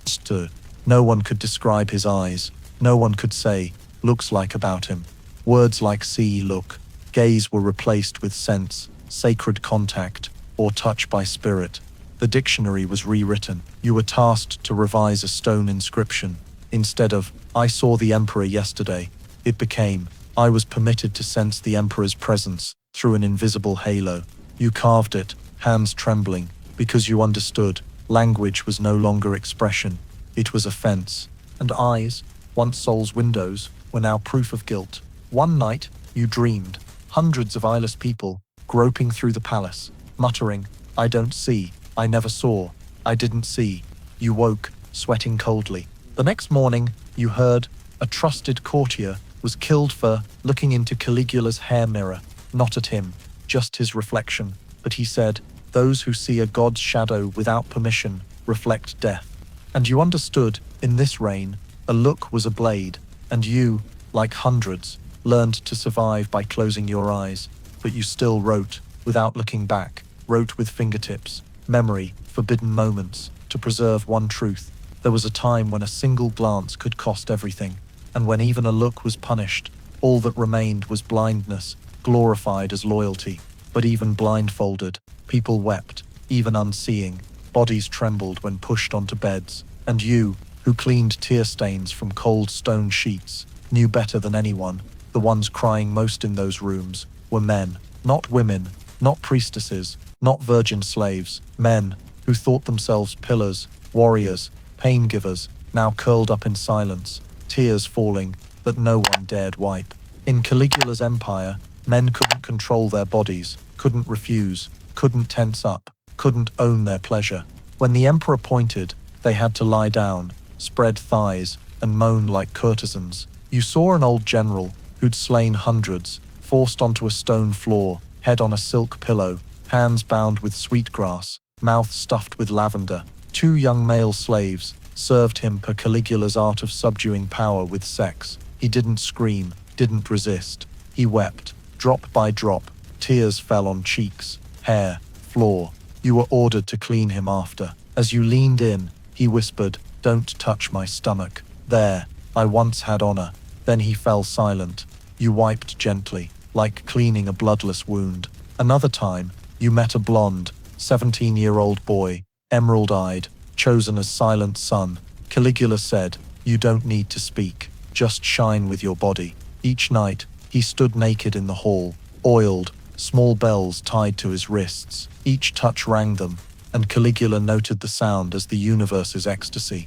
But you knew, each ring, he bit his lip, each forced arch of his back, blood welled in his eyes. He didn't scream, but you saw, and you understood. Crying in bed, for men, wasn't weakness. It was the last sign of fracturing humanity. Once, you saw a wedding. The groom, an old scholar. The bride, a young soldier. Caligula laughed. Love needs no gender, only submission. On their wedding night, he ordered them onto a sacrificial table, anointed with scented oil, 2 soldiers guiding the path to union. The next morning, the groom sat motionless, naked, blood dripping from his anus, eyes staring blankly. No one dared ask. But later, you saw him shave his head, strip, and volunteer as a priestess. He said, "If I can't be a man, let me be something that survives." You understood, and you saw more men enter the temple with dead eyes, as if they no longer believed they existed. They didn't scream, didn't protest. They wept, in silence. Some swallowed tears by biting tongues. Some bashed heads against walls to avoid the bed. Some begged to be buried alive, the only way to keep a part untouched. One night, you heard sobbing behind temple curtains. Peeking, you saw 3 men chained together, forced to act, 3 tears of lust. One played a child, one a father, one an empress. All men, all coerced to moan as scripted. After no one laughed, only stifled sobs, like breaths crushed through iron chests. You were ordered to clean up. The smell of blood and tears mingled. You sank down, overwhelmed, because you realized you were crying too, not knowing for whom, them, or yourself. In Caligula's sex toy trove was a man's throne, a wooden chair with a hole, a steel phallus beneath, vibrating under pressure. Any man who erred, spoke too loud, defied a female official, or walked out of drumbeat, sat on it for a night. They had to stay silent, not moan, not react. You cleaned blood from it often, and wondered how many fathers, sons, brothers, friends were turned into amusement, just because their tears had no place to fall. And you wrote their names on walls. But there wasn't enough space. Each night, another man, another body, another gaze, another sob, lips pressed tight, hands clenched, lying skewed to the right, the familiar pose of those raped but pretending they're fine. Caligula declared, "When men learn to cry in bed, this empire will endure." And you knew he succeeded, not because people were happy, but because they no longer dared distinguish pleasure from torture. In a place where all sacred things were trampled, the bedroom became an execution ground, and tears, the last resistance left, falling with no one allowed to wipe them. And you only cleaned floors, but each time, you told yourself, if history ever asks, let tears leave a mark, because Caligula taught men to cry, but you'd tell why they had to. Because in a world where pain is ritualized, and bodies are stages for divine performances, every tear, every bloodstain, every lingering stench from forced orgies has its purpose, and menstrual blood, especially, was no exception. Under Caligula, it was deemed sacred regenerative essence, a vibrant, versatile substance to purify souls, heal lust, and most crucially, keep the emperor forever young. No one knows when the idea began. Some say it came from a dream. Caligula saw himself aging in a mirror, face sagging, eyes clouded, skin drooping, until a goddess emerged from a blood-red halo, holding a gleaming liquid basin, saying, "Bathe in life's blood, you'll endure." The next morning, he ordered daily, collect menstrual blood from 21 virgins, or new virgins, chilled with Egyptian salt, boiled with cinnamon bark in a bronze vat. Then he'd bathe in it, every morning, before issuing decrees. And we stirred the blood for... Work began before dawn. Girls were brought to a sealed room, seated on perforated stone chairs, copper bowls beneath. They couldn't moan, breathe hard, or show pain if it wasn't their time. If blood didn't flow, they were forced to drink blood-rousing water, a potion of wormwood roots and ground-dried roaches. Some girls, forced to drink thrice with no blood, were pricked in the lower abdomen to bleed, then made to claim it was sacred menses. Once, you saw an 11-year-old girl strain on the stone chair, blood trickling silently, her hands gripping the sheet's edge, white as death. When lowered, she fainted, but her blood, Caligula's bath that day, was called the week's richest. He laughed, saying Jupiter just washed his feet in red moonlight. Then he ordered citizens to dip hands in the liquid, raise them skyward, and swear loyalty. You did it, hands trembling, seeing wound tissue floating in the vat. Nothing could be discarded. Every clot was settled soul. An old woman once filtered blood carelessly, leaving clumps. She was dragged out, hung upside down at the palace gate, nosebleed, dripping onto a dog, labeled a heretic. From then, everyone washed hands with salt water after touching blood, but not Caligula.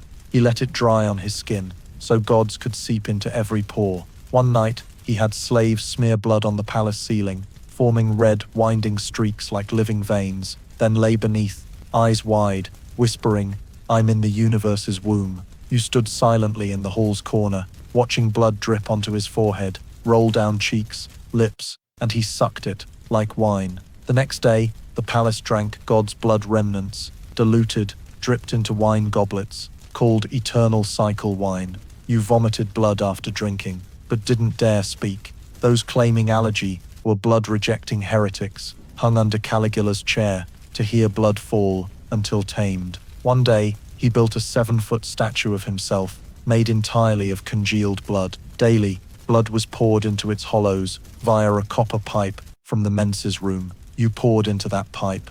The acrid stench of old blood meeting metal made you faint. Guards behind you warned, "Don't spill. Spilling is treason." One afternoon, the statue's nose bled. He declared, a sign the god weeps for disloyal citizens. The city was ordered to fast for a day. Girls with irregular cycles were labeled rebellious calendars, paraded through the market. You saw a newly pubescent girl cry as she passed the crowd. No one pitied.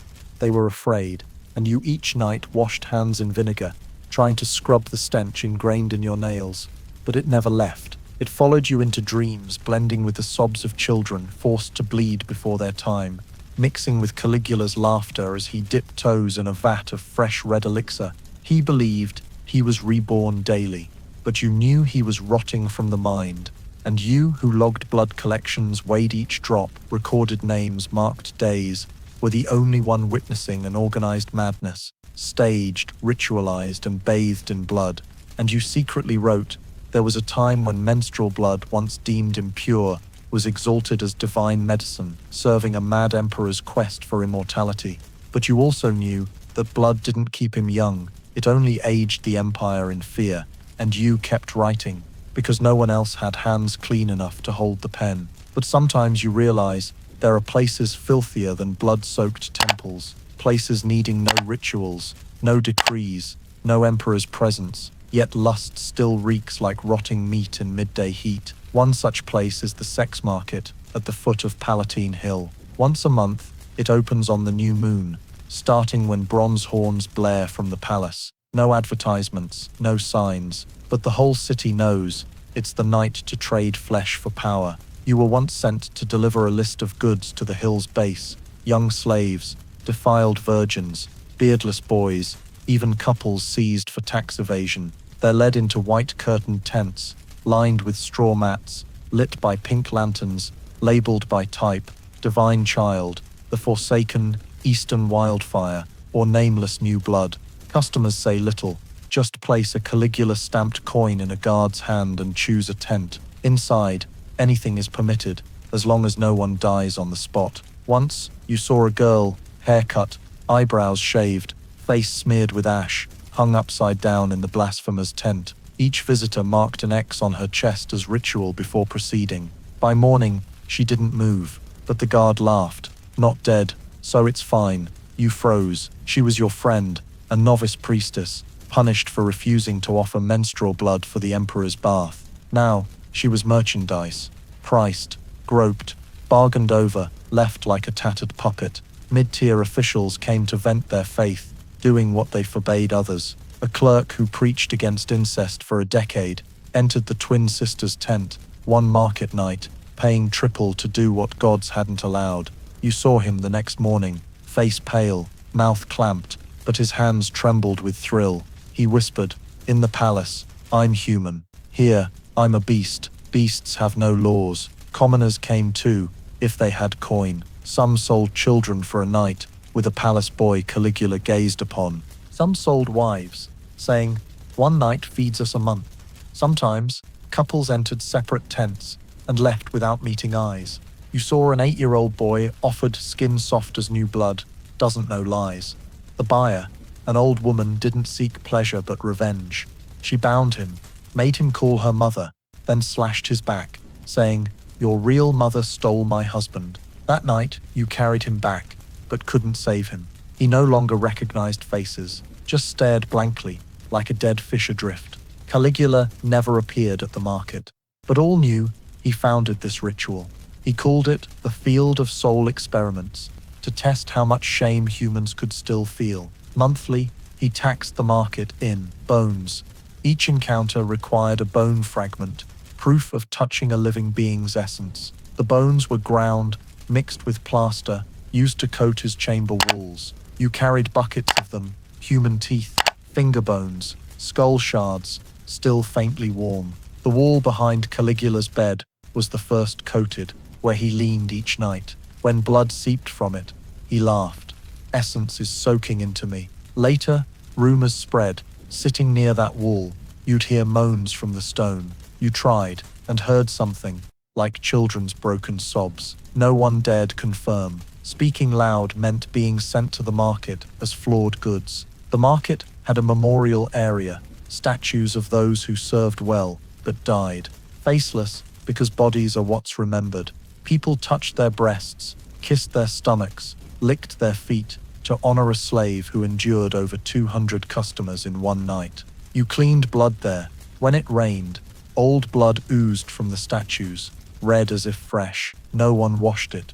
Caligula ordered, "Blood stays, memory stays." You began carving names into your memory, but they outstripped your ability to record, and you understood this wasn't a market.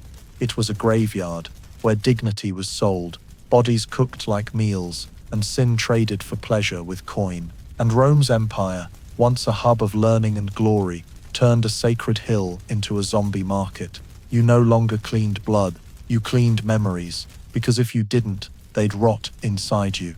You saw tents cleared each morning, crumpled mats, handprints on poles, hair fallen under dawn's light, and wondered how many left, carrying their last shred of humanity. How many slaves, girls, men, children, dreamed of one peaceful night, but now moaned on Palatine Hill, with eyes wide and souls never returning. And you asked if one night you're sent to the market, who'd buy you, who'd price you with what? If sold, would anyone remember you had a name? Or would you become a faceless statue, just breasts, stomach, thighs, caressed and forgotten? You don't know, but you know one thing, that market is Caligula's true temple. No stone columns, no gods, just blood, tears, flesh and coin, entwined under the new moon. And you, the only one keeping memories, walk silently among white tents, recording all, afraid one day no one will dare remember. From then, you hid breadcrumbs under her pillow. Caligula didn't like that. He said, "Girls don't need food, only to absorb divine light." One day, he ordered a wax mold of her vagina, to preserve perfection before time ruins it. She sat still, legs spread, mouth holding a dried rose petal, while 3 men poured hot wax. She didn't scream, but as you cleaned her, she whispered, "I think I'm almost not me anymore." You didn't know what to do, just wiped gently and apologized. One night, she didn't return to her room. You asked the guards. No one spoke.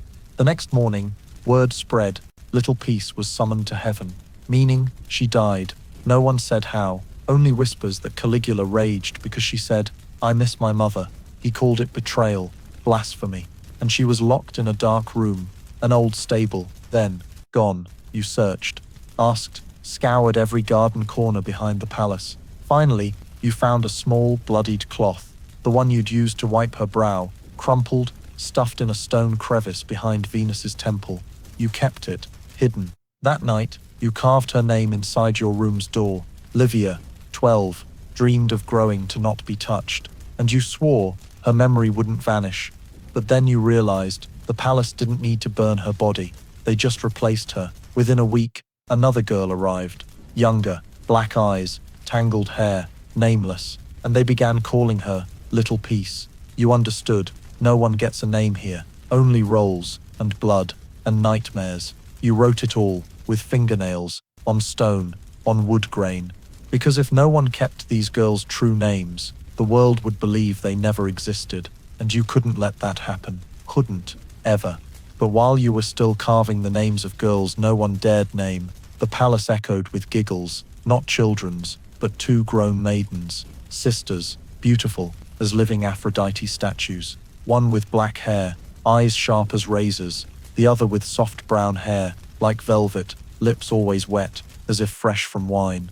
Brought to the palace as a rare gift from a distant province, they were called dueling twin flowers. Caligula was instantly enthralled, not just by their beauty, but by an idea sparking in his mind, a sexual contest between blood sisters, on his bed, to test if kinship outlasts lust, or if lust can burn through blood.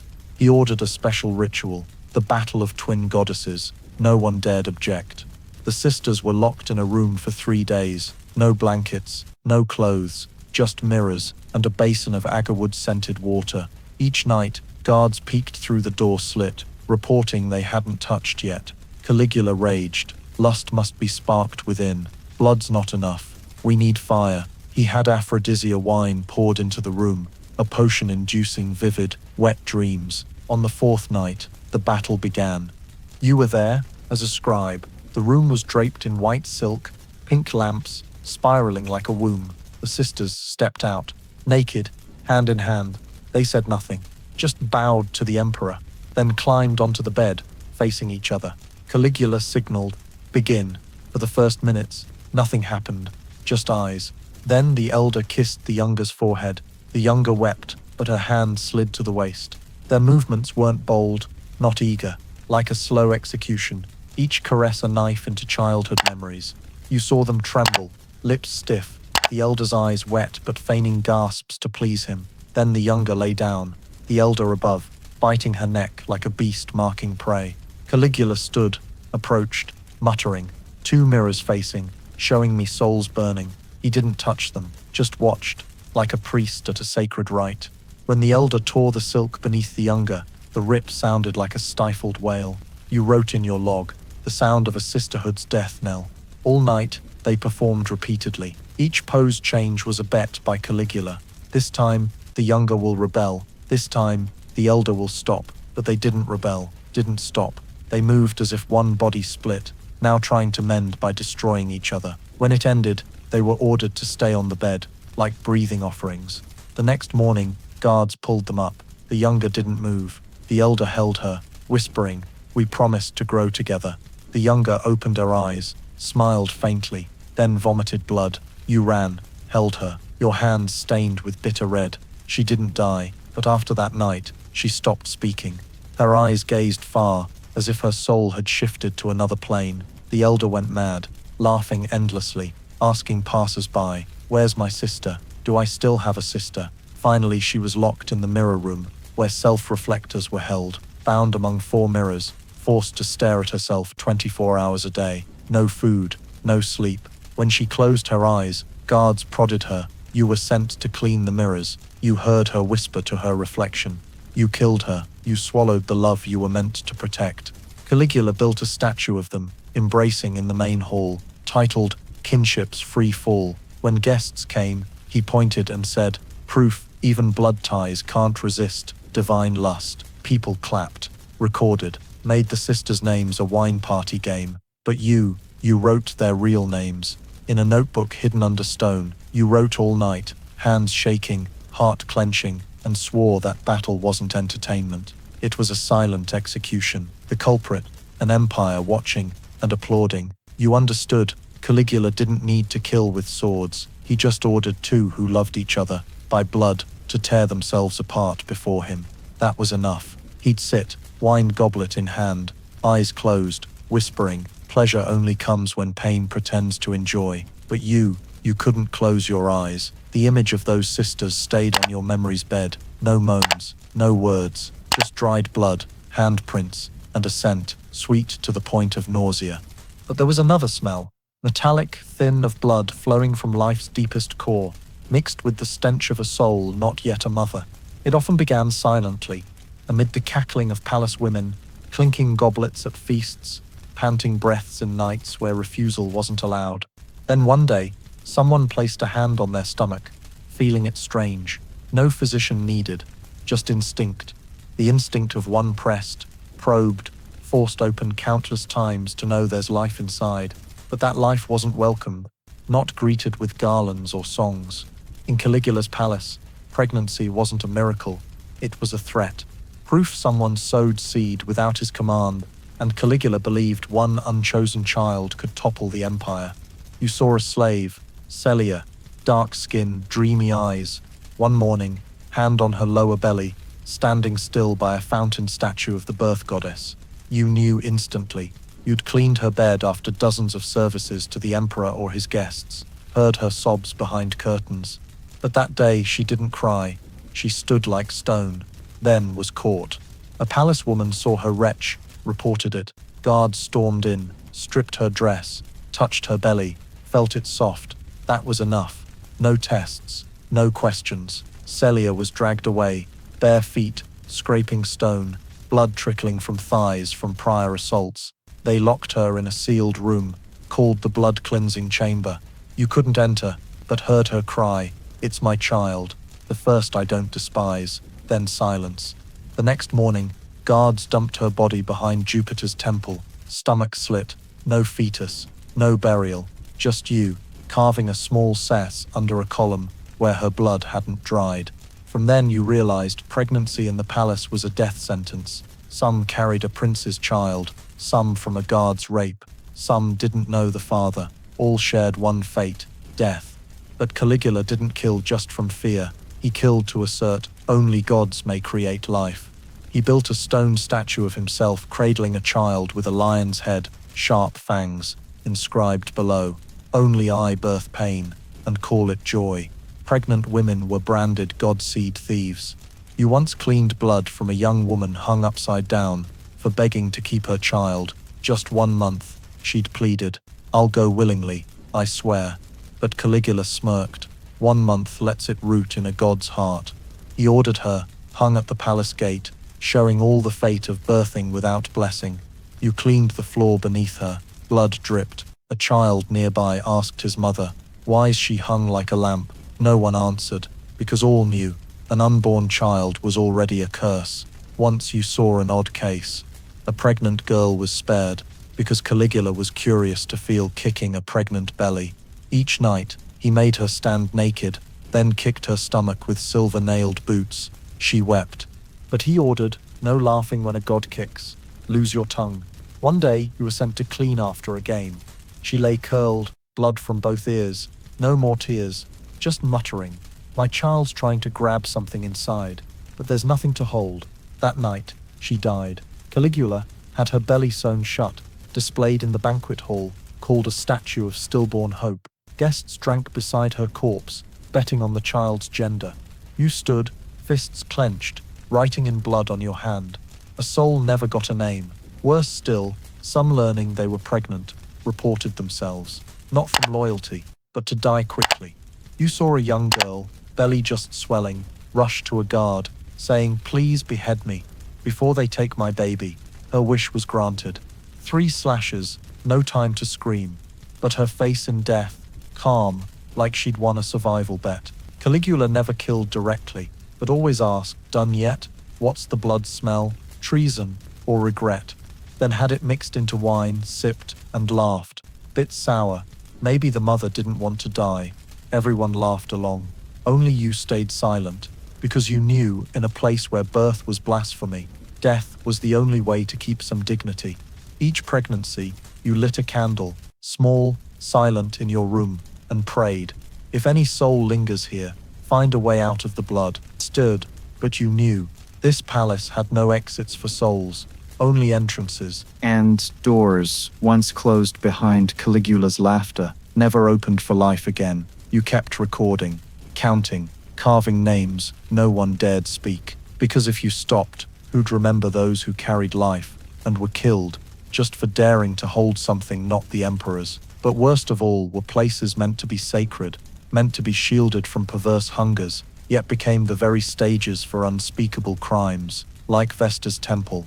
The flame of Vesta, symbol of Rome's purity, eternity, was meant to be guarded by chastity, loyalty, eternal vows. But under Caligula, it became a chamber for lust, dressed as divinity.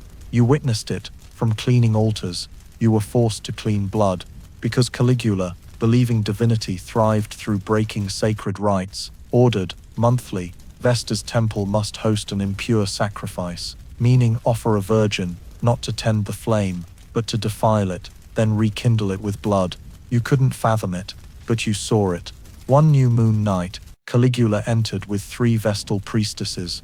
They trembled, white robes trailing, hands clutching unlit incense. He ordered them to kneel, palms down. Soldiers arrived, wordless, tore their dresses, dragged each to the sacred stone floor, where a small flame circle burned. One by one, they were forced into a rebalancing ritual, raped on the sacred symbol, to prove the goddess grows stronger by witnessing and forgiving. One was Lucia, your friend, who smiled stacking firewood at dawn, who sang old hymns to sparrows on the roof. As she was dragged, she didn't cry, just looked at you, not accusing, not angry, as if saying, "Please, remember my name." You couldn't watch, but you heard, gasping breaths, ripping cloth, clanking chains dragged across stone. Then the flame roared louder, as if feeding on blood. Caligula stood amid it, torch raised, shouting, "Vesta has taken shame to turn it into power." He ordered all to bow.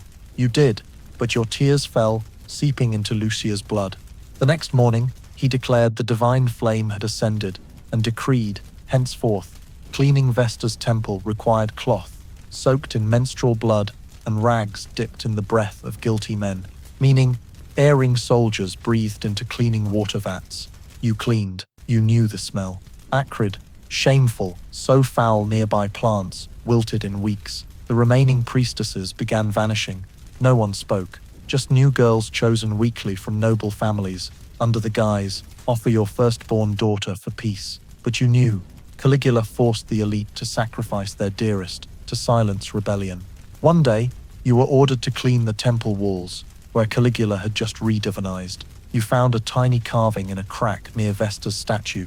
Lucia lives in the sullied flame. You froze, wanted to believe she lived, but that evening, guards brought a stone box inside, the braid you'd tied for her, and a scorched bedsheet scrap. No doubt remained. The divine flame Caligula lit nightly was fueled by human bodies. You understood, Vesta's temple, once a bastion of preservation, was now a shell for a silent cult, with Caligula as high priest and pain as the offering. Once, he made all Rome kneel before this temple, men pouring essence into bronze jars, called sacred mating vessels. Women wiped walls with cloths, soaked in blood from the women's quarters. All obeyed, none dared resist. Because Vesta's temple was once holy, its defilement was accepted as a new rite. That's what Caligula wanted, to turn violation into ceremony. You saw a new priestess, 16, forced to crawl into the hollow belly of Vesta's statue, sitting there 3 days and nights, hearing Caligula's teachings whispered through a bronze tube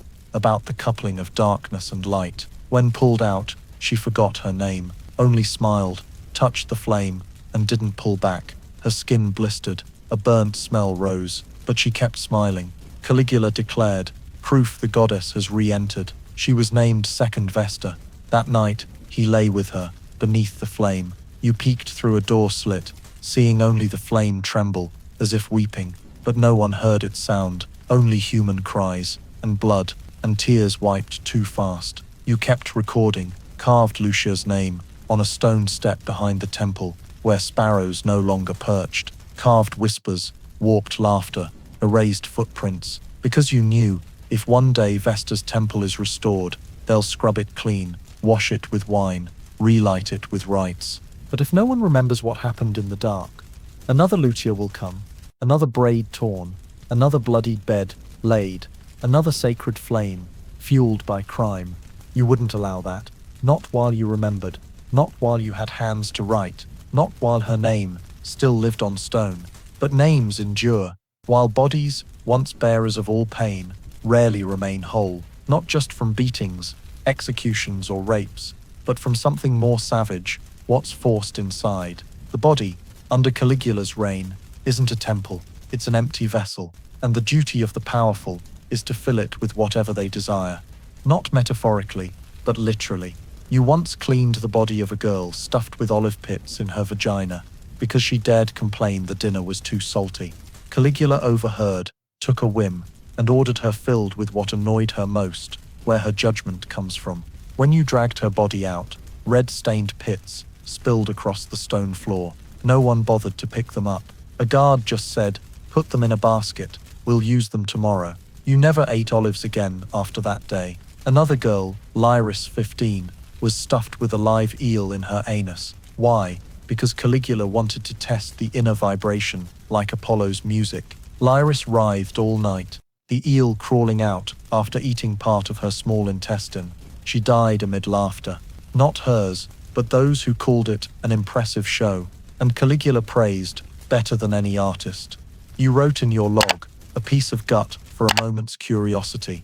But the tragedy wasn't only for women. Men, especially young beautiful ones, unmolded by experience, became test subjects. One had a glass goblet shoved into his anus, then was rolled downstairs to see if a body could hold clarity when meeting violence. It didn't. Only shards and screams, shattering like wine glasses against walls. Another, a guard who laughed when Caligula tripped, was called to a sealed room, bound, and had a long flute inserted into his penis. Caligula said, "Let the divine horn sing from his shame." He didn't scream, just groaned, then pissed blood for 3 days. On the 4th, he lost his voice. On the 5th, his mind. You cleaned the floor after, the stench of black blood, foul, mixed with agarwood oil. The guards rubbed on the flute. At the last puddle, you saw a dry tear on the stone. Whose? His maybe. Yours perhaps. Or anyone who stood there watching a human turned into a living test tube. Caligula didn't stop at soft things. He favored what can't be embraced, can't be inserted by common sense, like thorned branches, animal bones, even small statues. A palace woman, suspected of worshipping another god in her heart, was forced to insert a Jupiter statue into her vagina, then tied to a stone chair until it fell out. It took 3 days. By the 3rd, she bled out, unable to sit. He declared, "Proof, only I am worthy to be the god in your heart." You buried her. No one dared carve her name. You secretly scratched a J on a stone by her grave. J for Jupiter, J for justice, a word meaningless here. Caligula held creative stuffing contests. Citizens sent suggestions. Chosen items were tested on real slaves. Once a fish head, another, a clay bowl. Someone suggested an old Roman map, and indeed, he stuffed it into an elderly scholar who'd written praising histories. Put the whole empire in his gut, he laughed. The scholar died 2 days later, intestines necrotic, but Caligula kept his body, displayed in the library, saying, "This is living history." You never entered the library again. Once you were called to clean a special chair. Left on it were thin ropes, faint bloodstains, an indescribable fishy smell. The guard said, "That's the cage chair. For those who won't open their mouths, so we open them from behind." The chair had a hollow compartment, hiding a live rat. When someone sat, the rat was heated from below. Instinct drove it to escape. Only one way out, through the person's intestines. You scrubbed the chair for 3 hours. It never got clean. The smell of panic from someone knowing they'd be eaten from within lingered. And you understood the pain of things forced inside wasn't just physical, it was shame thrust into the soul. When someone's made empty enough to hold whatever another wants to test, they're no longer human, they're a jar, a drawer, a sack, a specimen. And Caligula, this way, didn't just rule bodies, he ruled the very definition of survival. You, each time you held the mop, hands shook, because you knew, if you fell, you'd be opened, somehow to test your capacity. You carved NO on the mop's handle, a reminder, if you had strength, resist, even silently, even with a tearless gaze. Because in this palace, no one could keep anything inside, except Caligula, and the horror he called a god's boundless imagination. But no matter how far imagination twisted bodies or stuffed them with unthinkable things, one thing Caligula could never create was love. Not because he didn't want to, but because love didn't exist here. In this palace, love was taboo, not because it was dangerous, but because it couldn't be controlled. Caligula could order legs spread, statues inserted, breasts cut, blood drunk, but he couldn't make anyone love. And so he hated it. Deeply, hated it so much, he had to destroy its every trace, from glances, gentle touches, to whispers in the night. You saw a male slave and a young palace woman, both quiet, reserved, stand together each morning in the kitchen, just watching sunlight through a door crack. No one saw them kiss. No one saw them touch. But something tender glowed between them. You saw it instantly, and perhaps Caligula did too. 3 days later, he summoned them to the hall, made them face each other, asked, "Do you love each other?" The girl stayed silent. The man bowed his head. That was their crime. Caligula laughed, signaled, then let them show love with mouths, hands, everything before me. As they trembled, he slammed the table. If you don't love, why fear? If you love, make love. Now, they couldn't. They just wept. He ordered them bound together with thorned ropes, dipped in icy water, called it a frost wedding. When they froze to death, he said, "There, love is sealed. You wrote in your log. 2 died holding hands, hands torn by thorns." Another time, an old courtier carried an unsent love letter, a keepsake from life outside the palace, found during a search. Caligula read it aloud before the hall, mocking, "Romance is an outdated disease. I'll cure it." He stuffed the letter in the man's mouth, poured honey down his throat, and released red ants on his head. He died in a rotting sweet puddle. You cleaned the floor. Honey stuck to your nails for days. It didn't smell like love. It smelled like hate. Caligula despised whisperers. He ordered all to speak loudly, so no one hides feelings. Anyone caught writing letters to mothers, siblings, the dead, was branded a sneak. An old palace woman, writing nightly about her late husband killed in war, was caught. He said, "Loving the dead betrays the life I give." She was forced to drink her diary's ashes, then hung upside down, mouth still smeared with soot.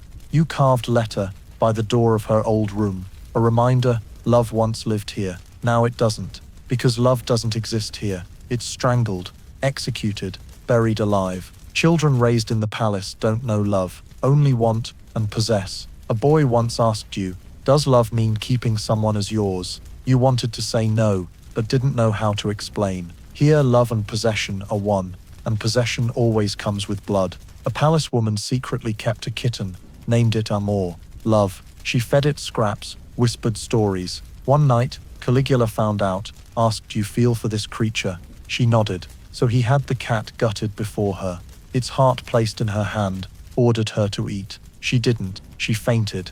The next morning, she was sent to the zombie market, sold as one who betrayed divinity for a beast. You found the cat's body, buried it by a stone near the stables, carved an A on it. Amor once existed. One night, Caligula held a no-love night.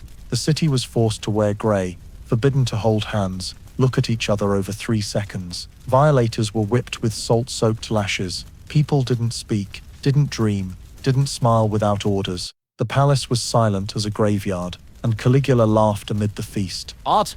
At last love kneels to me. But you remembered the lover's eyes, the trembling voice of the girl holding the man's hand in the kitchen. The honey-soaked letter, the thorn-torn hands still clinging, and you wrote, to remember, to keep, to say, if someone asks, did love exist under Caligula, you could answer, yes, but it died, because it wasn't allowed to live, and you swore, with what humanity remained, one day someone will love freely, and no one will die, just for caring for another. But love wasn't the only thing sentenced to death here. Another was just as dangerous, just as uncontrollable, just as maddening to Caligula, refusal. Because here, you couldn't say no. Never. Not in bedrooms. Not before the throne. Not under his gaze. And certainly not if you were man, woman, or any living form Caligula wanted to touch. You saw a Greek musician, pale skin, fingers long as if drawn, called to play for the emperor at a feast. When signaled to stop and kiss the god's hand, he hesitated. Just a second. 1 second. That was enough. Caligula didn't rage. He smiled, ordered the man's hand tendons cut, his bloody hands placed on the lyre as a mark, then whispered, hands ungrateful don't deserve music. The next morning, the lyre was hung in the banquet hall. Blood still dripped on its strings. No one dared look. Another, a palace woman named Sabina, was chosen for Caligula's honor bed. Led in, she knelt but didn't undress. Instantly, he asked, don't you want to? She looked down, whispered, I'm unworthy. But her eyes held a spark of refusal. Caligula saw it, and needed no other reason. Sabina was bound, brought to the bed, but instead of rape, he just stared for hours. Until she collapsed from fear, he stood saying, refusal is the act of one thinking they have a separate soul. I'll help you shed it. She was taken, hung upside down at the palace gate, a sign reading, one who thought she could say no. By afternoon, her body was no longer human. You secretly cut a lock of her hair before her body was burned, tucked it in your log, between pages of names no one dared read. Then there were smaller refusals. A slave child flinched when her cheek was stroked. A guard turned away when told to look at the naked emperor. A servant didn't laugh at a crude joke. All were corrected, sometimes with bullsign whips, sometimes with nails under fingernails, sometimes cruelest, forced to open their hearts, literally. A silversmith was gutted to find where refusal hid. His stomach was empty, but Caligula laughed. See? No food, no drink, just plotting against me. Off. You were ordered to clean, after a trial of 3 young slaves, accused of whispering dissent when Caligula wanted to play wolf and prey. The room was thick with animal fur, blood, and the stench of urine from fear. You scratched a line on the stone behind a curtain. Here, some refused to be dogs. Once, rarely, a noble woman, wife of a senator, refused Caligula. He sent a private invite, wanting to borrow her for a night, because she had Hera's neck. She replied her family forbade it. He didn't rage, he smiled, then invited her entire family to the palace. A feast was set in the garden. Wine flowed. Mid-meal, guards tied her to a chair, pulled down her dress, and before her parents, Caligula said, time for a god to prove who rules propriety. He didn't touch her. He let others, one by one, while reciting poetry. Afterward, she was sent home, untouched further. But she never spoke again. 3 months later, she killed herself. Her family stayed silent. All Rome stayed silent. Only Caligula carved a line on a palace column. Those who refuse a god belong to no one. Someone tried to intervene, saying, not every no is rebellion. Caligula replied, no rebellion means no reason to say no. That was enough for a sentence. You realized there's no refusal here. Only 2 kinds of people, those who obey and those already dead. You tried once, when he passed, pointed at you, asked, will you join me tonight? You bowed, said, as you wish, and you lived. But that night, you vomited, not from being touched, but because you'd killed the last part of yourself that knew how to say no. From then, you carved a small no on a nail each month, cut it off before guards checked. A small act, a silent refusal. Proof, I'm still here, I haven't vanished. And when you cleaned where Sabina knelt, you whispered, I remember, I keep, I haven't accepted. Because you knew, If no one dared hold refusal, we'd cease to be human. We'd be wood, stone, raw meat under the knife. And Caligula would win. Not with blood, but with the absolute of false consent. But you hadn't died in that consent.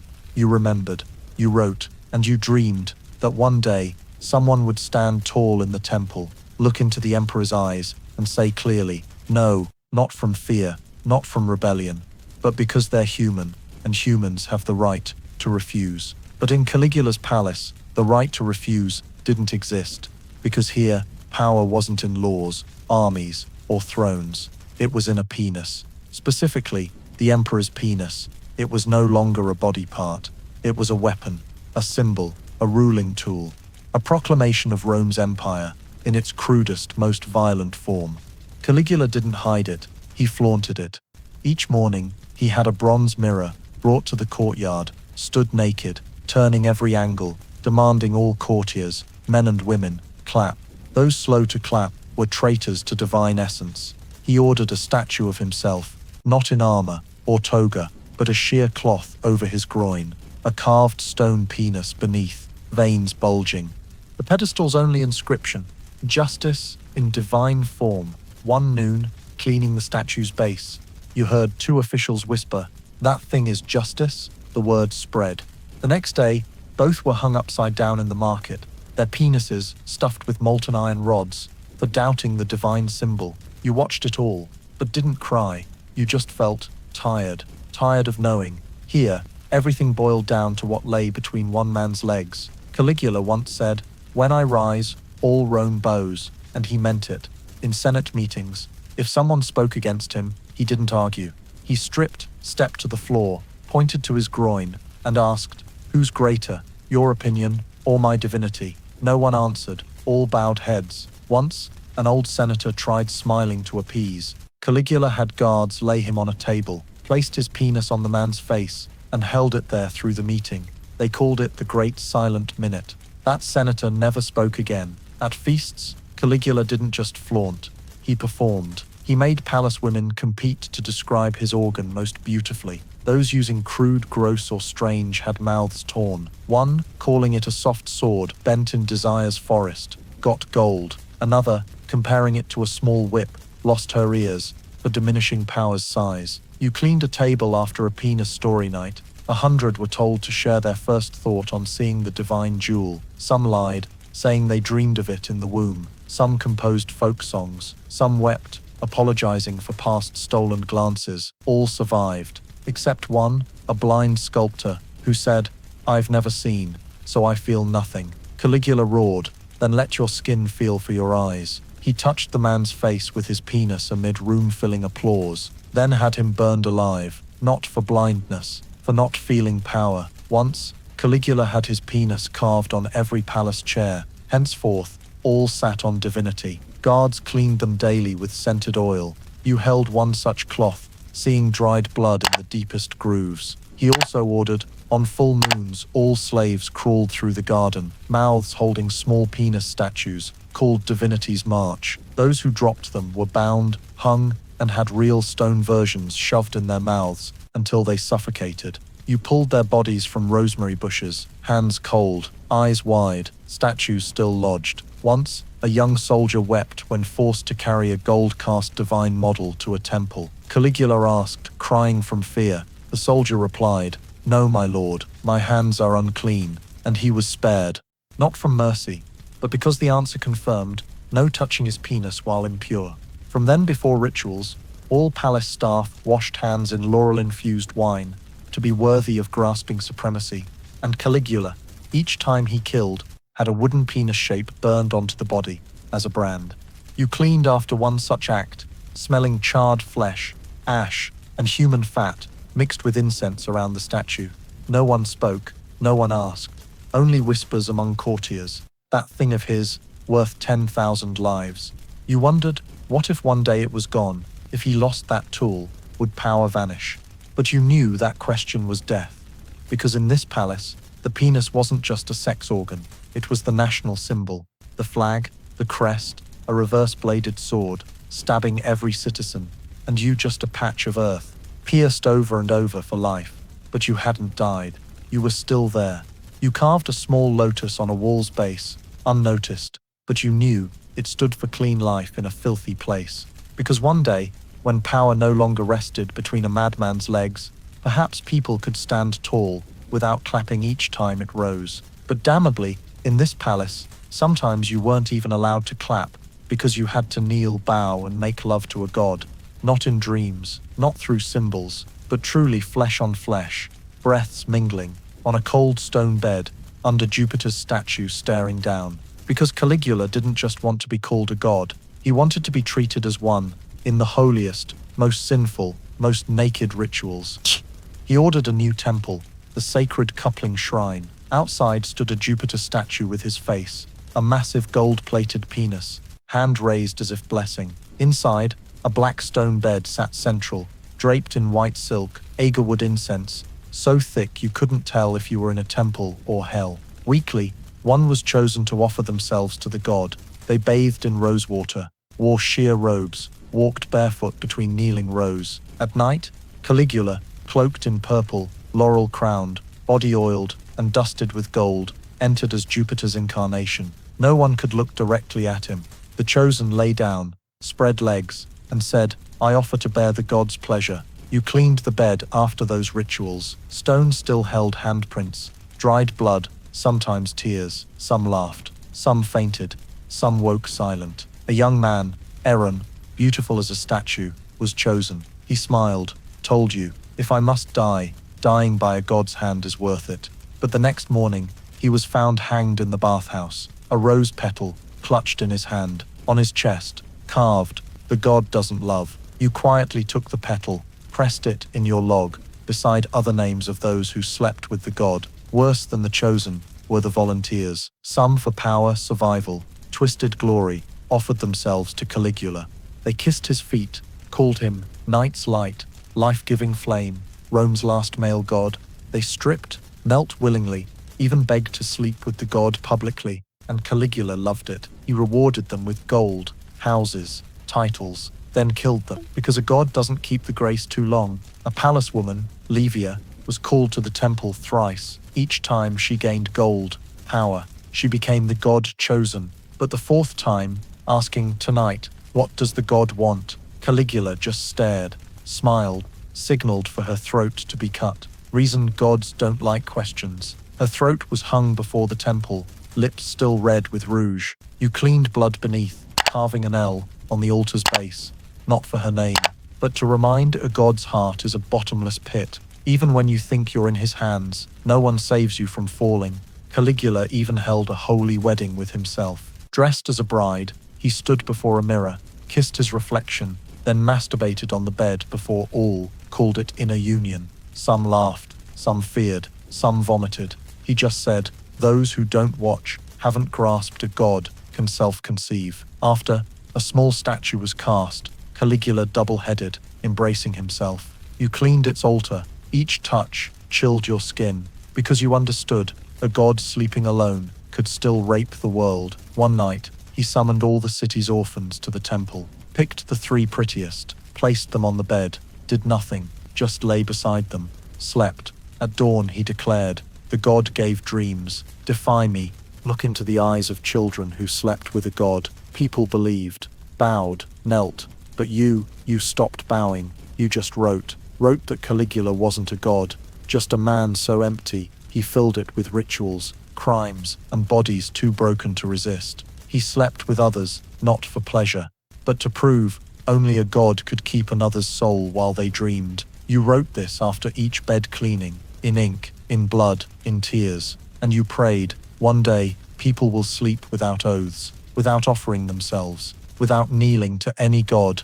They'll sleep soundly, and in their dreams, no face will loom from the dark with white teeth and empty eyes. But the most revolting thing wasn't in the nights he slept as a god, but in the lowliest place, the latrine. Because even where people crouched to piss or hunched to shit, Caligula turned it into a place of ritual. He called it the divine sanitation chamber, where every body was stripped of its last dignity, privacy.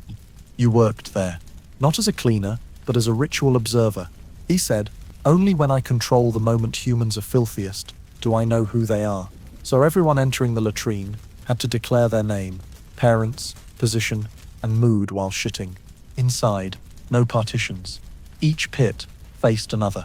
In the center, a raised platform where guards noted who groaned loudly, who sat long, who sweated, who turned away under another's gaze. Those covering their mouths were named. Those pissing outside the pit were called defilers of the earth god. Once someone farted too loudly. The sound echoed to the banquet hall. Caligula summoned them, made them repeat it before all. When they faltered, he had guards pump air into their anus to force a sound. The person collapsed, bleeding from the rear. He clapped, the music of truth. You stood behind, clutching a cleaning cloth. Not from disgust, but from knowing here, filth wasn't evil. Pretending to be clean was the crime. Caligula built a sanitation god statue, a giant, goat-headed, holding a golden toilet bowl.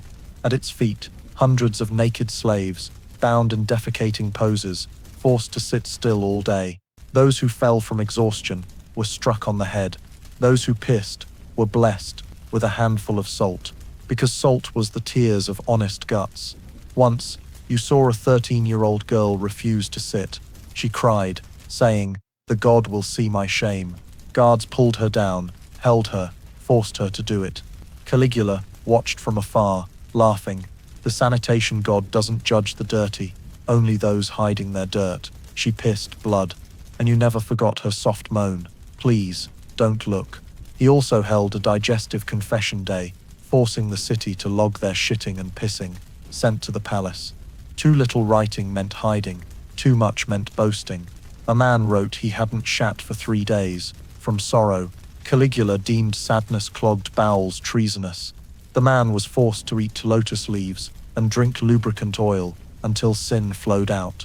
When he collapsed in pain, Caligula wrote, "The god opened a traitor's gut." At the next feast, he poured vinegar into the man's toilet bowl, kissed its rim, declaring, "I grant purification.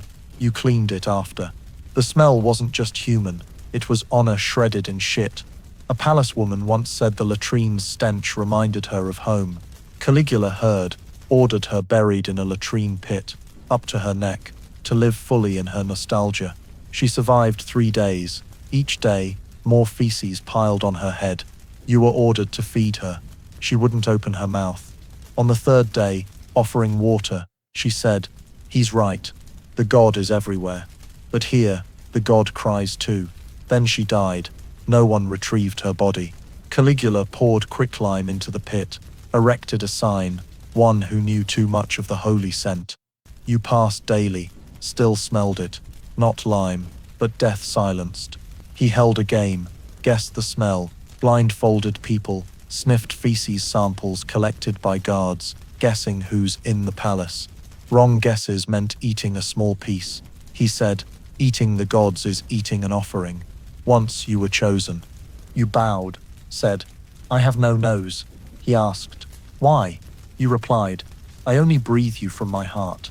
He laughed, despaired you, but you knew next time wouldn't be so lucky. You started stuffing mint into your nostrils in the latrine, not to block the smell, but to remember you were alive, resisting with one clean breath. Someone asked Caligula, "Does the god fear filth?" He answered, "No, I am sanctified filth." And you understood. He didn't want to cleanse the world. He wanted to prove even rot could be ritual. You carved clean under a wash basin, like a charm, a wish that one day people could shit without declaring names, singing praises, or kneeling to a toilet holding God statue. That privacy would no longer be a crime, and cleanliness wouldn't be rebellion. But until then, you cleaned, you remembered, and you smelled, not to obey, but to recount that even in the lowliest place, Caligula sowed power, and you, the shit cleaner, were the sole surviving witness of the sanitation god, a god no one should ever worship. But there was one place in the palace, even guards feared to enter at night, where even Caligula, who deemed himself a god, avoided for days. The room at the west corridor's end, with an ebony door, always shut, housing the haunted bed. No one knew exactly what happened there first, only that it was where Caligula held his earliest divinity opening rituals upon taking the throne. And that bed, longer than normal, draped in red silk, legs carved with Medusa heads, became the center of countless acts no one dared name. You were ordered to clean that room 3 times, each time with 3 guards and an old priest. Before entering, you had to anoint with cleansing oil, recite a plea for Hades' forgiveness, because that bed, people believed, had soaked up too much blood, tears, and curses. Some nights, guards swore they heard moans from behind the door, as if someone writhed in pleasure or pain, unseen. Once, a young guard dared open it to check. The next morning, he was found in the back courtyard, stripped, eyes white, mouth stuffed with pigeon feathers. They said he saw what shouldn't be seen. Caligula heard, didn't rage, didn't laugh. He just declared the god punished a busybody and ordered the bed's door locked for 3 days. Incense burned non-stop.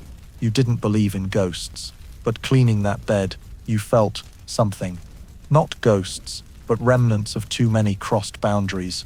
Carvings on the headboard, names of those who lay there, scratched by fingernails. Some carved pleas for help, some only managed mother. The mattress, replaced countless times, still reeked of blood, semen or tears, unclear. One night, a palace woman sat before the room, whispering to herself, "If I enter, I won't be me." The next morning, she was gone. No one asked. They said, the god called. Rumors said the bed was Germanicus's, Caligula's beloved father. When he died, Caligula kept it, made it a place to rebirth divinity, meaning sleep with someone on it to absorb ancestral greatness. Madness. But who dared argue? One night, he called 3 strong men to the room. No one knew what happened by morning. All 3 were half paralyzed. Some said they were forced to merge with him all night. Others said he stuffed evil charms in their anuses, praying for Mars's spirit. None spoke after that night. You cleaned the room last on a winter morning. The door was shut, but cold winds slipped in, carrying a mummy-like stench. On the walls, smudged handprints. On the ceiling, wax dripped like petrified tears. You knelt to wring your cloth, and under the bed found a scrap of cloth, a child's nightgown, embroidered with a sparrow. You vomited, not from fear, but from knowing this bed wasn't just a bed. It was where everything broke. Childhood, gender, limits, souls. They called it the god's bed, but you knew it was a grave, a living altar, a silk-draped shackle, a place where you entered alive, but left as something else. Someone tried burning it. That night, the nearby temple caught fire first. The bed stayed untouched. Some said, fire can't burn the cursed. Caligula didn't rage. He placed a statue of himself atop the bed, declaring, "Lie in the bed are one, touch it, you touch a god." From then, cleaners had to kiss the statue's feet before leaving. You didn't kiss, you bowed, and carved "no" under the bed, where no one saw. One night, you dreamed you lay on that bed, a whisper, "You'll be reborn." But in the dream, you didn't move, didn't answer, didn't cry, didn't moan, just lay, still, as if you'd become part of the bed. You woke, hands bruised, no reason why, but you understood that bed lived. It remembered those who touched it, and didn't forget who refused. You avoided that room forever after, but you knew, one day Caligula would bring someone else there. More moans, more nail marks, more unwiped tears, and the bed, like a hungry beast, would keep swallowing souls, not because it wanted to, but because he made it, the only place power needed no reason, just flesh and silence. But then came a night when that silence trembled, because corridor whispers weren't just fearful moans, but questions. Eyes didn't just bow, they glanced, probed, waited. The last night before Caligula's death, no one knew it was the last, but you felt it, not with ears, with skin. The palace's flesh, tensed, like every wall, held its breath. That evening, Caligula held a small feast. No grand banquet, no public rapes, no one dragged to beds or stuffed with objects. Just wine, grapes, soft music. But that terrified everyone. Because when a madman grows calm, the worst is coming. He wore a white robe, no crown, no exposed penis. Sat in the room's center, smiling, talking of dreams. "I saw myself fly," he said, "over Rome, overseas, holding every soul that lay beneath me." No one laughed. He turned to you. pouring wine, and asked, "Do you see me in your dreams?" You bowed. "I see only the light you leave." He nodded. "Good, for I'm about to enter darkness." It was the first time he spoke like a man, but only a moment. Then he was Caligula again, god, emperor, master of every mouth and anus in the empire. After the feast, he walked alone to the garden. No guards, no courtiers, just you, following silently, tasked to clean after. You saw him stand before Jupiter's statue, whispering something. You didn't hear, but you saw him draw a knife, not to kill himself, but to cut a thin line on his chest, blood soaking his robe. He stared at it, murmuring, "Am I a god if I still bleed?" Then he laughed, walked away. You retreated, hiding behind rosemary bushes. He didn't see you, but you saw that look, the look of a man about to die without knowing it. The next morning, you woke earlier than usual, not for work, but because your heart pounded. And it was true, corridors in chaos. People running, shouting. Then news spread like bursting flame. Caligula was killed, in a tunnel behind the theater, by his own guards, stabbed 30 times. They said, no one planned it first, but one raised a knife, and all joined. No one wanted to be last, because all knew, if he survived, the next night would be theirs. You ran there, saw his body, not yet moved, lying face up, white robe blood-soaked, eyes open. But what haunted you most? His penis, severed, stuffed in his mouth. No one dared remove it. And on his chest, the cut from last night, still there, bleeding anew, mingling with fresh stabs. You didn't cry, didn't rejoice. You just stood, felt an empire collapse, not by armies or rebellion, but by trembling knives in hands, with nothing left to lose. Someone whispered, "We killed a god." Another, "No, we killed a beast." But you knew, they killed a man who, mad and cruel, once asked, "If I bleed, am I still a god?" That question haunted you, for life, because you understood, that night, Caligula didn't die from blood, but from showing a wound for the first time. And a wound is what makes a god human. Afterward, they burned his body. No rites, no incense, just silent cremation. Some secretly scattered ashes in a latrine pit. Others mixed ash in a wine jug and pissed in it. Palace women hung black garlands on the temple. 3 minutes later, they were dragged away. No one wanted. Caligula remembered as a man who lived, only a nightmare. And you, who cleaned his bed, his blood, heard his moans, his sermons, saw him dream and die. You wrote it down, line by line, not for love, not for hate, for truth. The truth, his last night, had no screams, no laughter, just knives stabbing endlessly. And in the final moment, no one called him God, no one bowed, no one kissed his feet, just silence. And blood, and a body, naked, cooling by the second. As dawn broke, you passed that spot later. Grass didn't grow, birds didn't perch, and you carved on a stone under a tree. Here, the final silence came, and it won, because knives didn't kill Caligula. It was the silence of every mouth once gagged. When they opened, not screaming, just whispering, it was enough to topple a god from his throne.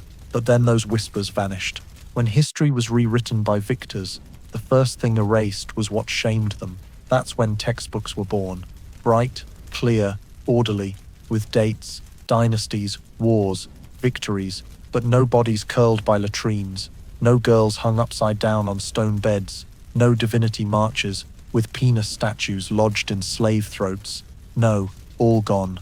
Caligula, whose name once made Rome shudder, was summed up in 3 lines. Third Roman emperor, ruled from 37 to 41, assassinated for tyranny. Tyranny.